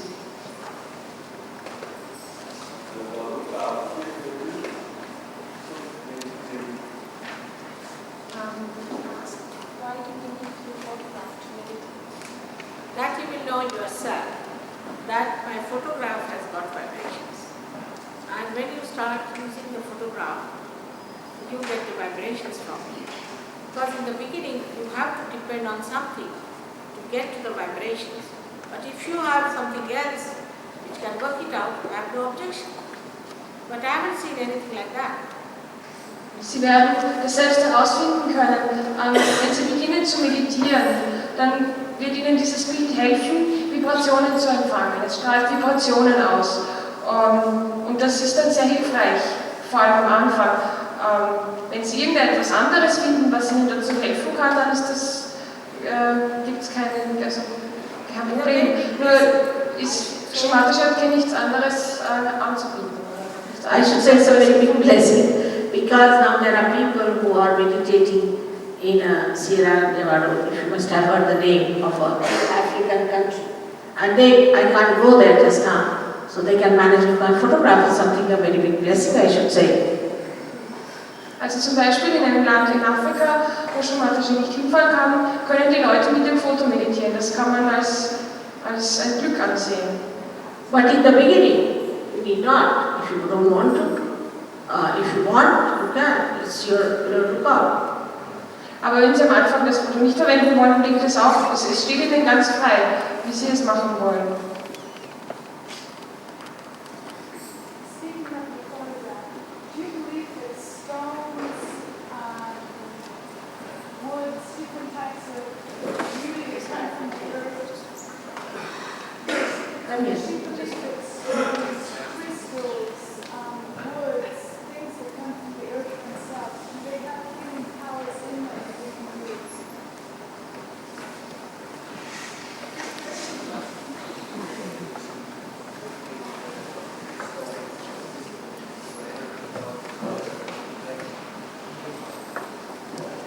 Alright, now supposing I say I believe, or if I say I don't believe, you should not take me for granted. You can find out after self-realization. I would not say anything I believe, because whatever I believe may not be the truth. So keep it open. Dame hat gefragt, ob Shamataschi glaubt, dass gewisse Steine oder Kristalle oder Dinge oder Hölzer oder andere Dinge, die aus der Erde kommen, ob die Kräfte haben, die heilen können. Und Shamataschi sagt, es tut eigentlich nichts zur Sache, ob sie jetzt sagt, sie glaubt das oder sie glaubt das nicht. Die Dame wird nach ihrer Selbstverwirklichung selbst feststellen können, ob das zutrifft oder nicht. Und dafür sollte sie offen sein. It's only the politicians saying, I believe, who are you? Nur die Politiker sagen immer, ich glaube, ich bin der Meinung. Aber wer sind Sie? You see, I should say such a thing. I would like you to find out yourself. Ich hätte gerne, dass Sie selbst herausfinden. What are the real benefits of Sahaja Yoga? What are the real benefits? I want to know it. What I told you are unreal according to you. The real benefits are really, I meditate for Sahaja Yoga, but what I get, what is the real benefit? Huh? All this I have told you. Are you an Indian? You understand Hindi? Should I tell you in Hindi language? पूरा रामायण पढ़ने के बाद आप सवाल पूछ रहे हैं कि राम की सीता कौन? Have you understood now? When you tell the whole Ramayana, the question is asked: what was the relationship between Rama and Sita? Er hat gefragt, was ist der Vorteil von Sahaja Yoga? Und Shamataschi hat auf Hindi geantwortet. Und jetzt sagt sie, in der Ramayana steht die Frage, What was the relationship between Rama and Sita? Was ist die Beziehung, die Verbindung zwischen Rama und Sita, seiner Frau? That means this is all same people who are practicing Hatha Yoga in Germany and trying to find themselves to reach a place to find. I can't hear. Can you say it again? What is happening? You see, this is your heritage. You all Indians should know this is your heritage. And all the saints have described it. And now you are in a German country, you should understand that here it is, you have to show them what we have in our country. No, I'm learning, I'm student also. What is it? Ich wollte nur fragen, die Leute, die Hatha Yoga praktizieren und versuchen, dieses Balance zu finden und sich selber zu finden, müssen sich ihre Schule wechseln oder auch diese Technik wechseln, die Hatha Yoga machen. Das ist die Frage. Ist es wieder neu oder ist es die gleiche Schule oder ist es Basis gleich? Das ist die Frage. Have you written that my photograph should be No, it's not.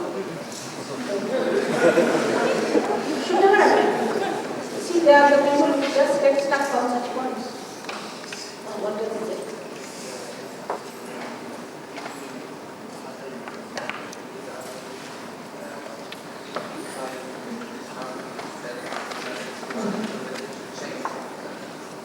Oh, I see, that's what. Now, Hatha Yoga was a time, it was practiced at the time of Patanjali. Patanjali lived thousands of years back. At that time, if you are an Indian, you will know that we had a system of 4 ashramas. At that time, when the students were children, please tell them in German you translate this. Also der Herr hat gefragt, wie das mit Hatha Yoga ist, ob man, wenn man Hatha Yoga macht, dann zu Saja Yoga wechseln soll. Und Srimataji holt aus und sagt, Hatha Yoga wurde praktiziert zu einer Zeit von Patanjali, der war eine realisierte Seele und es gab damals ein System von 4 Ashramas in Indien. And the first one was of a brahmacharya, meaning celibacy, complete celibacy of the students. Das erste hieß, übersetzt so etwas wie komplett völliges Zölibat. About 25 years for boys, about 20 years for girls. Das Alter war ungefähr 25 Jahre für Buben und 20 Jahre für Mädchen. So much so that belonging to the same university you could not marry. The universities were the Gotras. Also zum Beispiel, wenn man derselben Universität angehörte, dann konnte man nicht heiraten. Even till today, we cannot marry in the same Gotra. Till today. So, sogar heute kann man noch nicht heiraten, wenn man dieser selben Gotra angehört. So at that time, they used to teach boys at a younger age how to get their physical being all right, Hatha Yoga, under a very great realized soul. Und zu dieser Zeit hatte man die kleinen Buben gelehrt, wie sie ihren Körper gesund halten können, eben durch Hatha Yoga. Und es gab eine große realisierte Seele. And tell them what asana, what style of exercise is needed for a particular personality. Und es wurde ihnen gesagt, welche bestimmten Körperübungen man tun musste, um je nach Charakter und Persönlichkeit tun sollte. In Sahaja Yoga also we have asanas. Auch in Sahaja Yoga verwenden wir diese Körperübungen, diese Asanas. But when the Kundalini rises, we know where it is obstructed. Aber wenn die Kundalini aufsteigt, dann wissen wir, wo es ein Hindernis gibt. Then we correct that particular chakra, that center, maybe by asana if it's a physical obstruction. Und wenn es zum Beispiel ein körperliches Problem gibt, dann kann man dem mit Asanas abhelfen. It is not just by blindly following every type of asana, because it's like taking the whole of the medicines out of the medicine box. Es geht nicht darum, alle diese Asanas blindlings zu machen. Das wäre wie wenn man alle Medizinen auf einmal nimmt. Now, ha and ha means the right side and the left side is the Surya Nadi and the Chandra Nadi, is the sun and the moon channels. Hatha, das steht für die beiden Kanäle, den Sonnenkanal und den Mondkanal. And these were meant to give a balance to a personality by giving them precise asanas. Und es diente dazu, den Menschen eine Harmonie, eine Balance zu ermöglichen durch diese präzisen Asanas, diese Körperübungen. But this balance for what?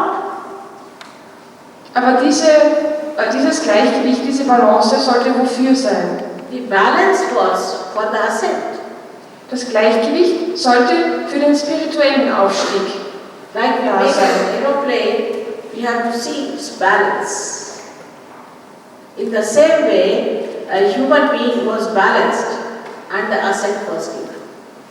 So wie wenn man ein Flugzeug konstruiert, darauf achten muss, dass es in Balance ist, so schaut man eben darauf, dass der Mensch in Balance ist, um spirituell aufsteigen zu können. But in Saja, we have discovered a method by which even there is no balance, you can ascend. Aber durch Satya Yoga haben wir die Möglichkeit, spirituell aufzusteigen, auch wenn es gar keine Balance gibt. That is the speciality. Auch das ist das Spezielle, das Besondere daran.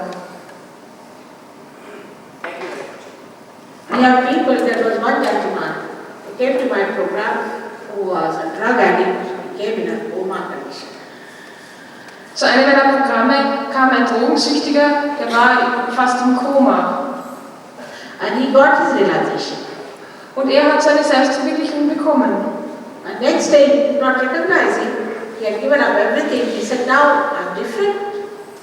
Und am nächsten Tag kam er wieder und man konnte ihn kaum erkennen. Er sagte, jetzt bin ich ganz anders. Er hatte alles aufgegeben. So many things we have noticed. That is amazing.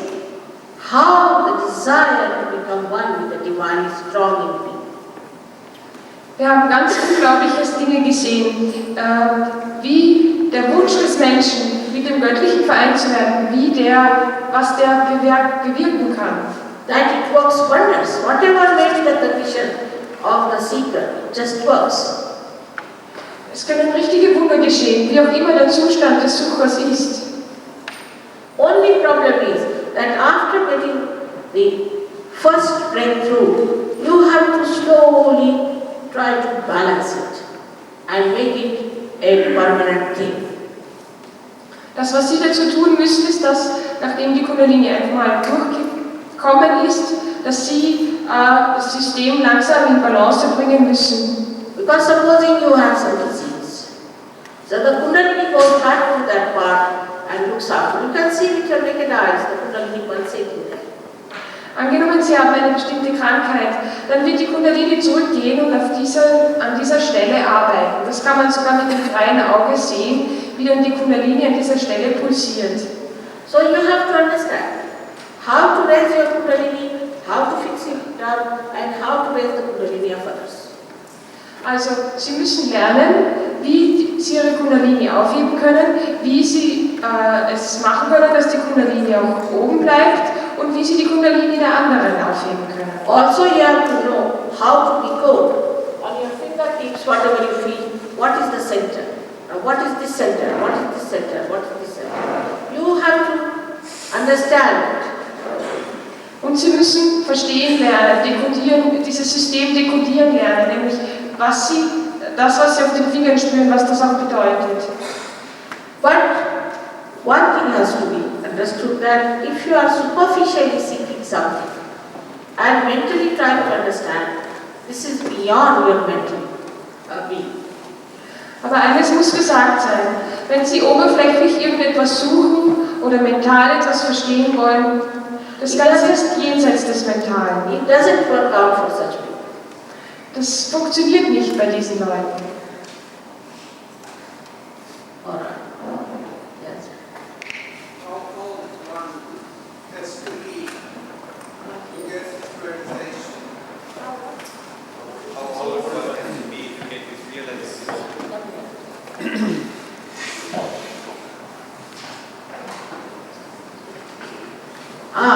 Bhavani and Sitaram was saying. That's what we are going to do now. Very happy to meet you. May God bless you. That's the question. Alright? So all of you would like to have a realization? Wollen jetzt alle ihre Realisation bekommen?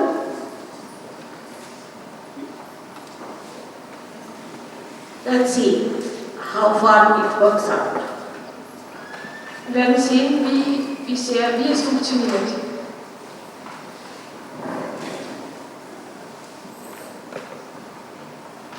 You have to do a few things because I would like also you to know how to raise your own Kundalini. Sie müssen wenige Dinge machen, denn ich möchte auch, dass Sie lernen, wie Sie Ihre eigene Kundalini aufheben können. Which is a very simple thing Das ist sehr einfach. and which can be achieved without much difficulty. Und es kann ohne große Probleme erreicht werden. But those who do not want to have self-realization should please leave the hall. Aber die ihre Selbstverwirklichung nicht bekommen wollen, die sollen bitte den Saal verlassen. Because all of you should get your realization, but by your not doing it, you will be obstructing others. Denn sie alle sollten ihre Selbstverwirklichung bekommen. Wenn sie aber nicht mitmachen, dann stören sie die anderen. And it is not civil to disturb other people Und es ist nicht höflich, die anderen zu stören, by your presence. durch ihre Anwesenheit zu stören. Now, one humble request is that you have to take out your shoes, which is, I think, is not very difficult. Eine bescheidene Bitte ist, dass sie ihre Schuhe ausziehen. And put your feet on the Mother Earth. Und ihre Füße parallel auf den Boden stellen, auf die Mutter Erde stellen. Because that will give you help from the Mother Earth to some kind of problems. Denn die Mutter Erde wird uns helfen, sie wird die Probleme absorbieren. Better sit parallel posture of both the legs in this manner, because these are two different energies which are to be cleansed by the Mother Earth. Sie sollten ungefähr so sitzen mit den Beinen parallel, denn das repräsentieren zwei verschiedene Arten von Energien, die gereinigt werden.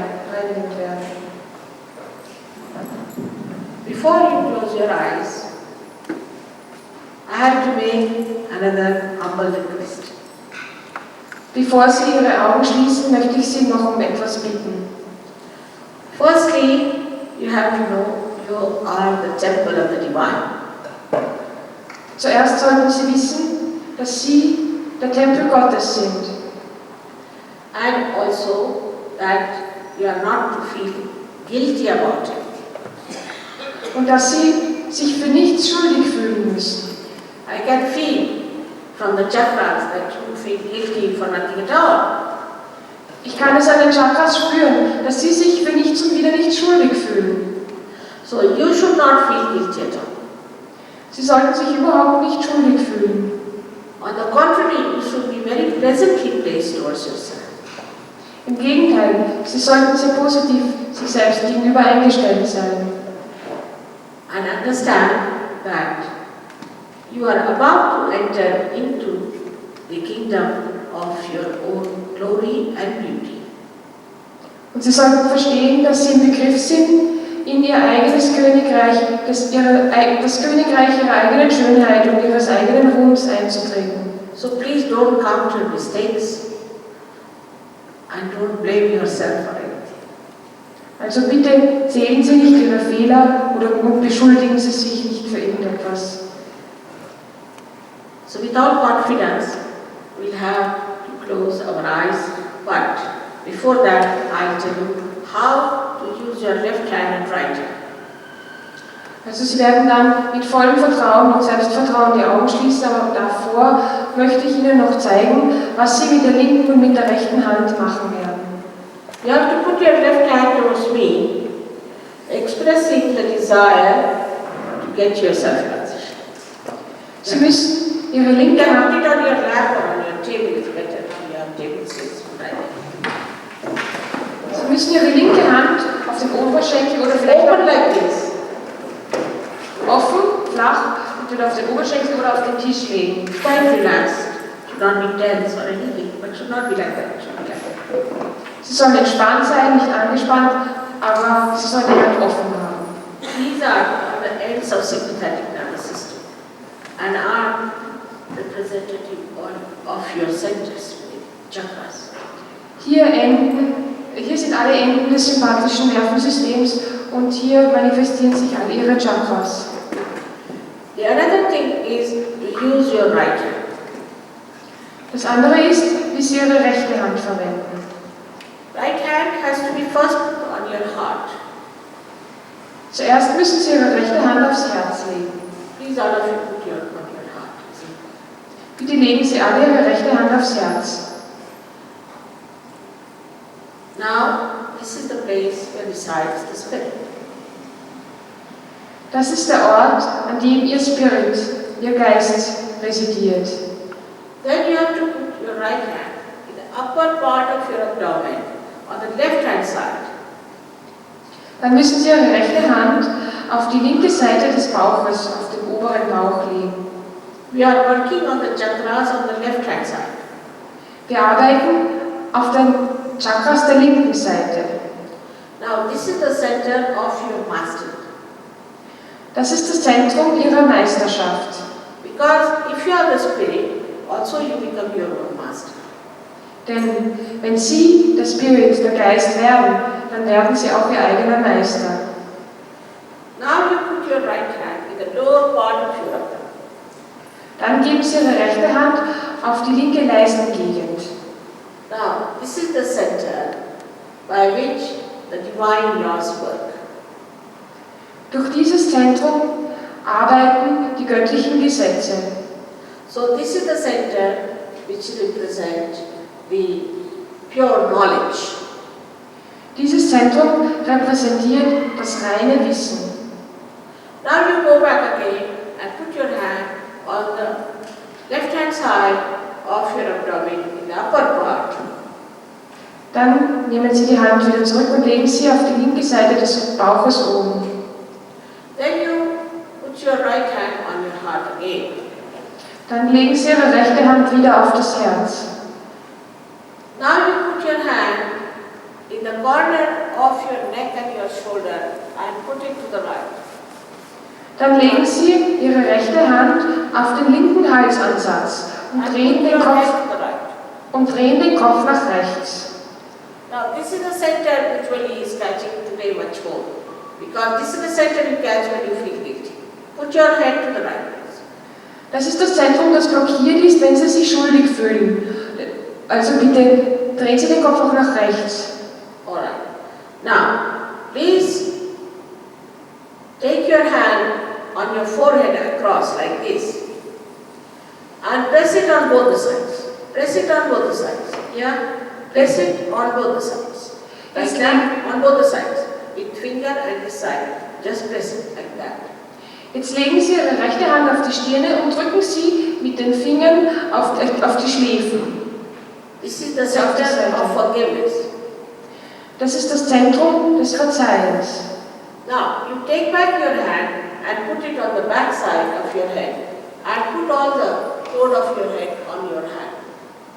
Jetzt nehmen Sie Ihre rechte Hand und legen sie auf den Hinterkopf und legen Sie das Gewicht Ihres Kopfes in Ihre Hand.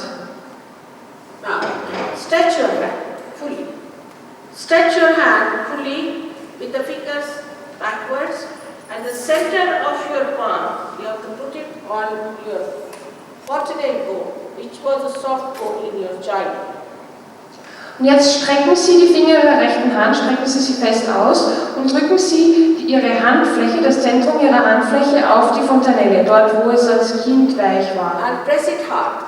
Und drücken Sie Repeat fest. 7 times your scalp, Und bewegen Sie Ihre Kopfhaut 7-mal clockwise. im Uhrzeigersinn. That's all you have to do. Das ist alles, was Sie tun sollen.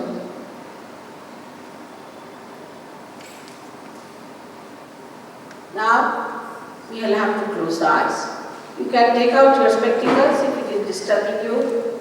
Also helps your eyesight.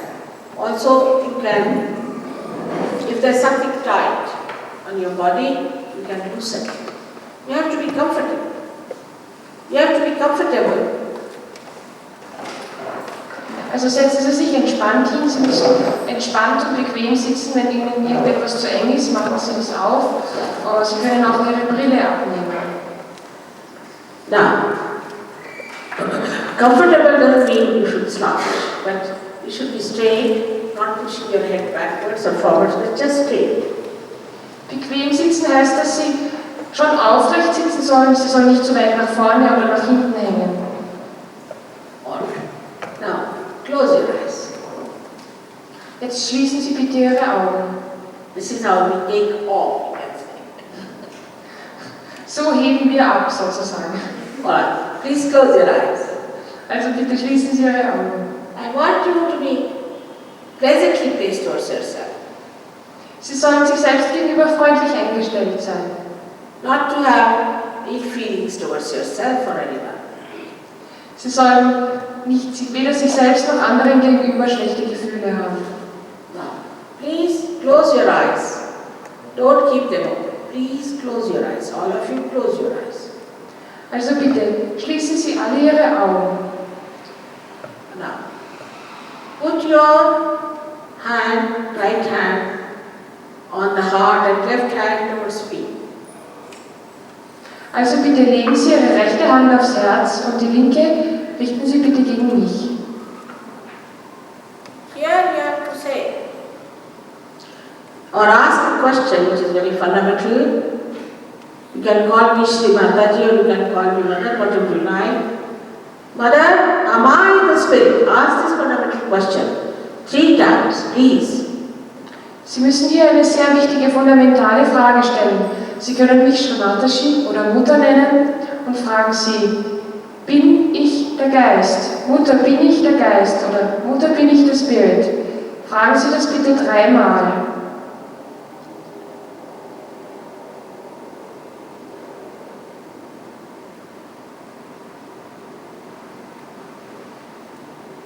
This question takes you to another question, because if you are the spirit, you are also your master. Diese Frage führt zu einer anderen Frage, denn wenn Sie der Geist sind, dann müssen Sie auch Ihr Meister sein. So now take your hand down onto the upper part of your abdomen on the left hand side and press it. Also bitte nehmen Sie Ihre rechte Hand und legen Sie auf die linke Seite des Bauches oben und drücken Sie. Now here you ask me another fundamental question, Mother, am I my own master? Hier fragen Sie eine andere, sehr fundamentale Frage. Mutter, bin ich mein eigener Meister?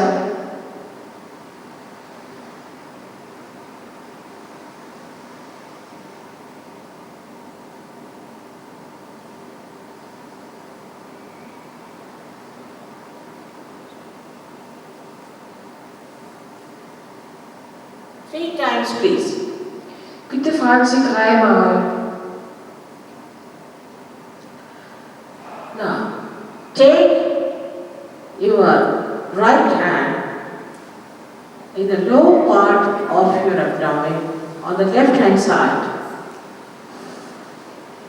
Jetzt nehmen Sie bitte Ihre rechte Hand und legen Sie auf die linke Lessengegend. Here is the center of pure knowledge, but I cannot force on it. So you have to ask for it. You have to see, Mother, please, may I have the pure knowledge? Das ist das Zentrum des reinen Wissens. Or Mother, please give me the pure knowledge. All of you should put your left hand like this, not some of you are just holding like that, that's not correct. Sie sollen bitte alle Ihre rechte Hand auf die linke Leistengegend drücken.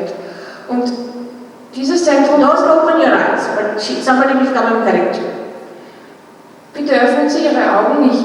Legen Sie die rechte Hand auf die linke Leistengegend und da dieses Zentrum das Zentrum des reinen Wissens ist, müssen Sie eine bestimmte Frage stellen. Denn das reine Wissen, das kann Ihnen nicht aufgezwungen werden. Also müssen Sie darum bitten.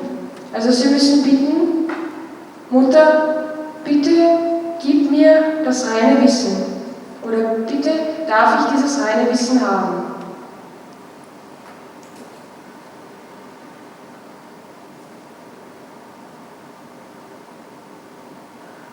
Now, please don't open your eyes. Please don't open your eyes.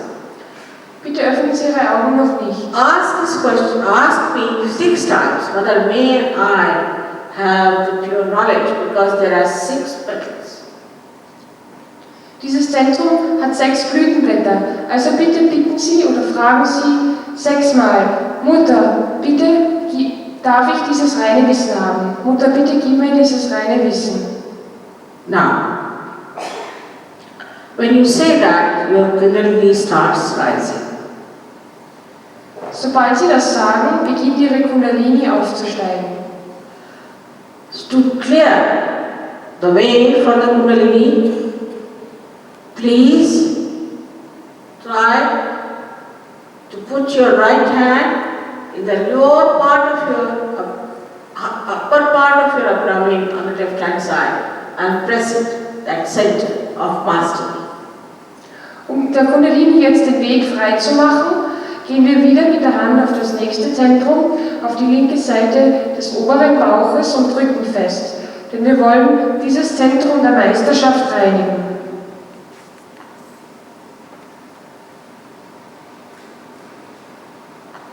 Here, with full confidence, you have to say, to open the center, you have to say, Mother, I am my own master. Um dieses Zentrum zu öffnen, müssen wir mit vollem Vertrauen sagen, Mutter, ich bin mein eigener Meister.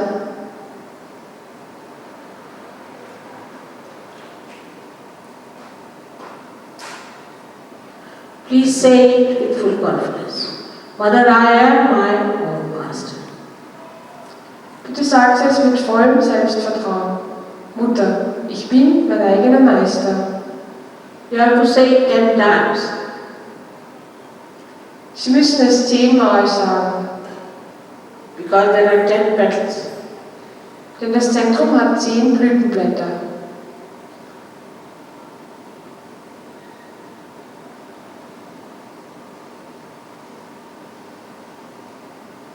Now raise your right hand and put it on your heart.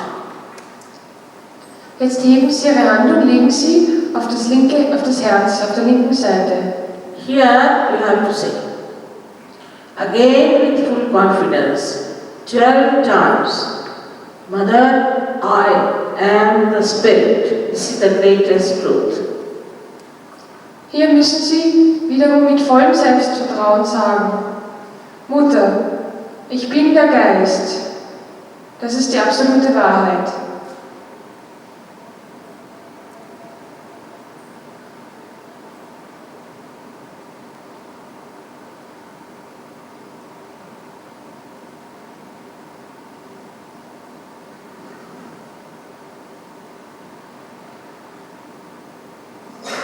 You have to know that the divine is the ocean of love, grace and bliss.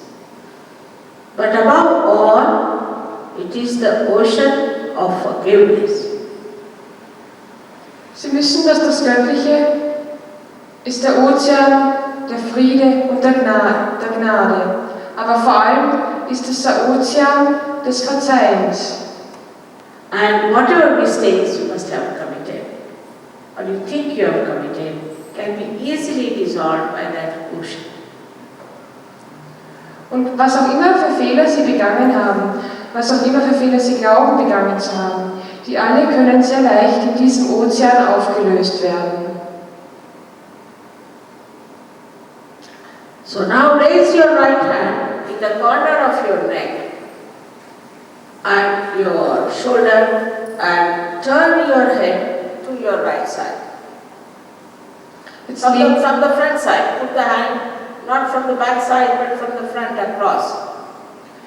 legen Sie bitte Ihre rechte Hand von vorne auf den linken Halsansatz und drehen Sie den Kopf nach rechts.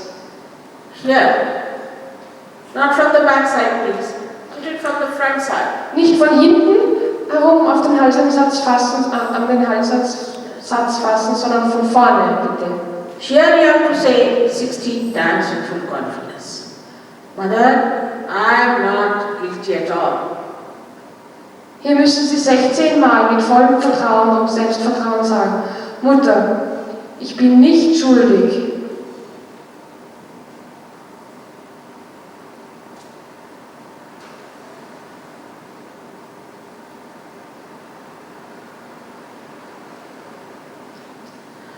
I am not guilty at all. Say it 16 times. Ich bin überhaupt nicht schuldig. Sagen Sie das 16 Mal. And if you feel even then guilty, then better punish yourself by saying 108 times. Und wenn Sie sich dann noch immer schuldig fühlen, dann bestrafen Sie sich lieber selbst und sagen es 108 Mal. You have to be pleasantly placed, as I have told you. Sie müssen sich selbst gegenüber positiv freundlich eingestellt sein, wie ich Ihnen gesagt habe.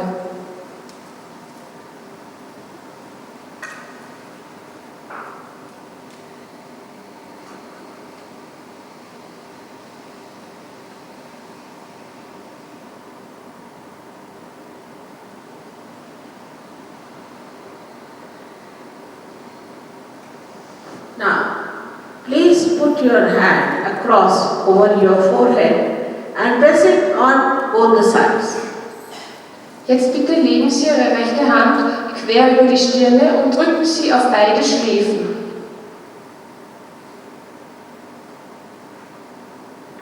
At this point, you have to say, Mother, I forgive everyone.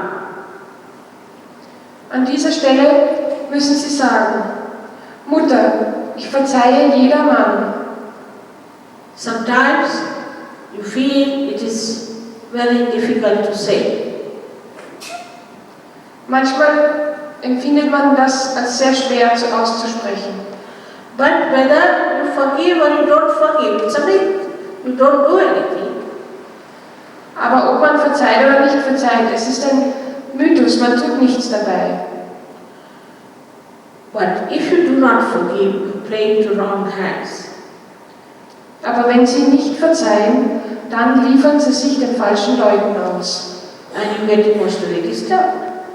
Und Sie bekommen emotionelle Schwierigkeiten. So say it from your heart, not how many times. Say it from your heart. Also, sagen Sie bitte von ganzem Herzen. Es kommt nicht darauf an, wie oft Sie es sagen. Now, please take your hand back on the back side of your head and push it back, your head on it. Jetzt legen Sie bitte Ihre rechte Hand auf den Hinterkopf und drücken Sie den Kopf nach hinten. Legen Sie Ihren Kopf in die Hand. Just for your satisfaction, not to feel guilty, not to count these things. You have to just say that, oh Divine, if I have done any mistakes, please forgive. But not to feel guilty at all. Hier sollen Sie nur zu Ihrer eigenen Beruhigung, nicht um sich schuldig zu fühlen, nicht um Ihre Fehler zu zählen, sollen Sie sagen: O Göttliches, wenn ich irgendetwas falsch gemacht habe, bitte verzeih mir.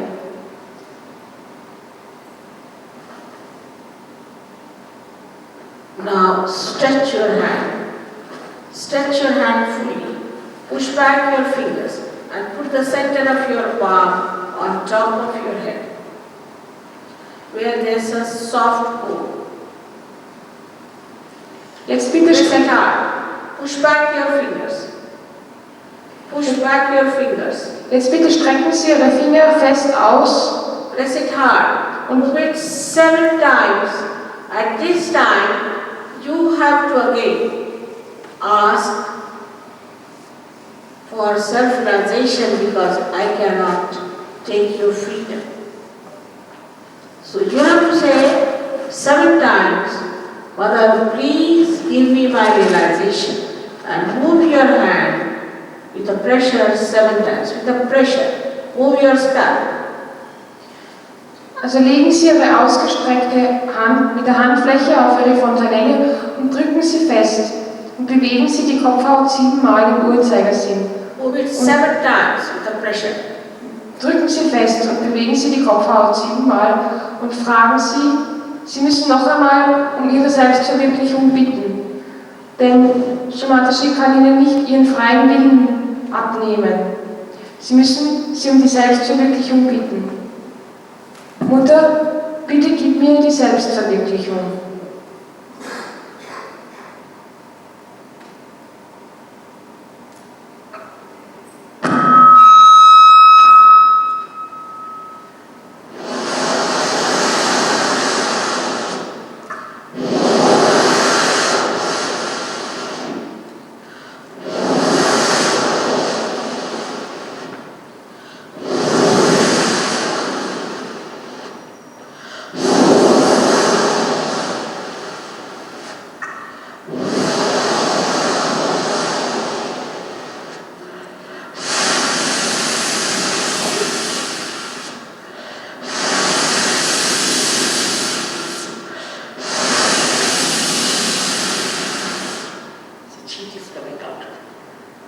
May God bless you. Please take down your hands. Gott segne euch. Bitte nehmt die Hände herunter. Now, open your eyes very slowly. Öffnet die Augen langsam. Now, put your right hand towards me like this. Like this. Right hand. Strecken Sie Ihre rechte Hand so gegen mich. And bend your head and see for yourself if there's a cool breeze coming out of your Fontenay-Bone area. Maybe some people get it very high. Beugen Sie den Kopf leicht nach vorne und schauen Sie, ob Sie spüren, wie diese No. Right hand towards me, right hand. Now with the left hand, you see, bend your head, see? Bend your head a little, then you'll see better. Little higher, bend your head. Die rechte Hand bitte gegen Shri Mataji. Die rechte Hand gegen Shri Mataji richten. Mit der linken Hand probieren Sie, ob Sie die Kundalini With the left hand, see with the left hand. mit der linken Hand. Bend your head, it's better to see with the bent head, you can see better. Put attention here, you see. Now, put your left hand towards me. Wenn Sie den Kopf beugen, dann geht es etwas leichter. Jetzt wechseln Sie die Hände. Richten Sie die linke Hand gegen Shri Left hand. Mataji. And now see, bend your head and see for yourself. If there's a cool breeze. Beugen Sie den Kopf leicht und schauen Sie mit der rechten Bend Hand, your head. ob Sie die kühle Brise spüren.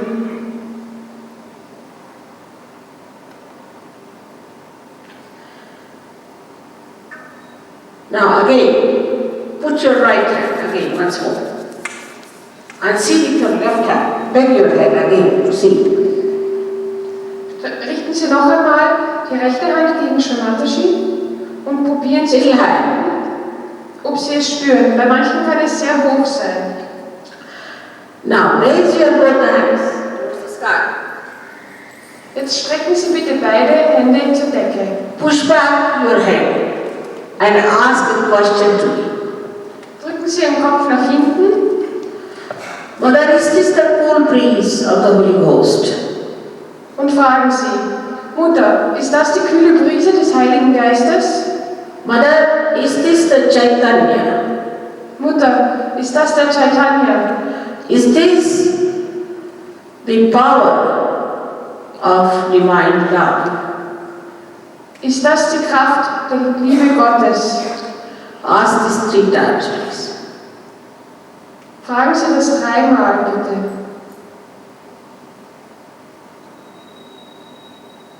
Now, bring down your hands. Jetzt bitte nehmen Sie Ihre Hände wieder herunter. Now, those who have felt the cool breeze in the hands or on your forehead or on your top of your head, please raise both your hands. Found it, got it. entweder auf den Händen oder über dem Kopf gespürt haben, sollen bitte beide Hände heben.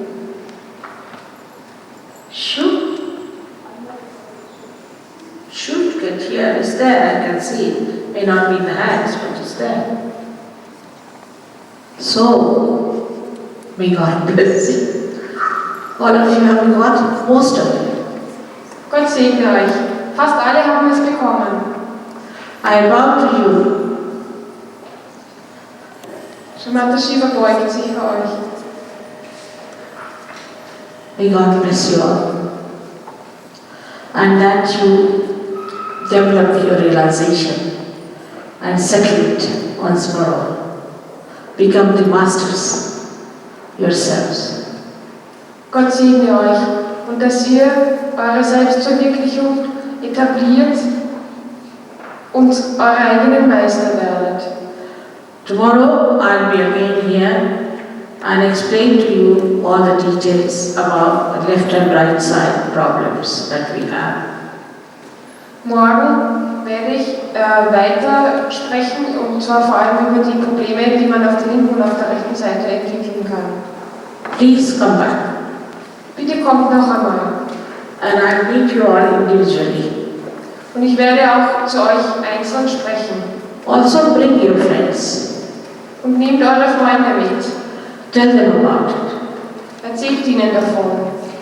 Those who haven't got it will feel it tomorrow. Die, die es heute nicht gespürt haben, die werden es morgen spüren. And those who have got it will fix it properly. Und die, die es heute bekommen haben, die werden es morgen besser etablieren. But there's one thing, that whatever you got is beyond thinking. Es ist etwas zu sagen. Was Sie da jetzt bekommen haben, das ist jenseits des Denkens. So don't start thinking about it, because if you start thinking about it, tomorrow you'll come and say, Mother, I've lost it. Denn versuchen Sie nicht darüber nachzudenken. Denn wenn Sie darüber nachdenken wollen, dann werden Sie morgen zu mir kommen und sagen, Mutter, es ist schon wieder weg. So when you come tomorrow, you'll be again fresh and you'll feel your oneness with the divine. Wenn Sie morgen kommen, dann sollen Sie wieder Ihre Einheit mit dem Göttlichen spüren. Also, if you have any questions, please give them at the beginning of the program, so I'll try to cover them. Wenn Sie noch irgendwelche Fragen haben, dann schreiben Sie sie auf und geben Sie sie uns am Anfang des Programmes. Shri Shiva wird dann versuchen, sie zu beantworten. Thank you very much. Vielen Dank.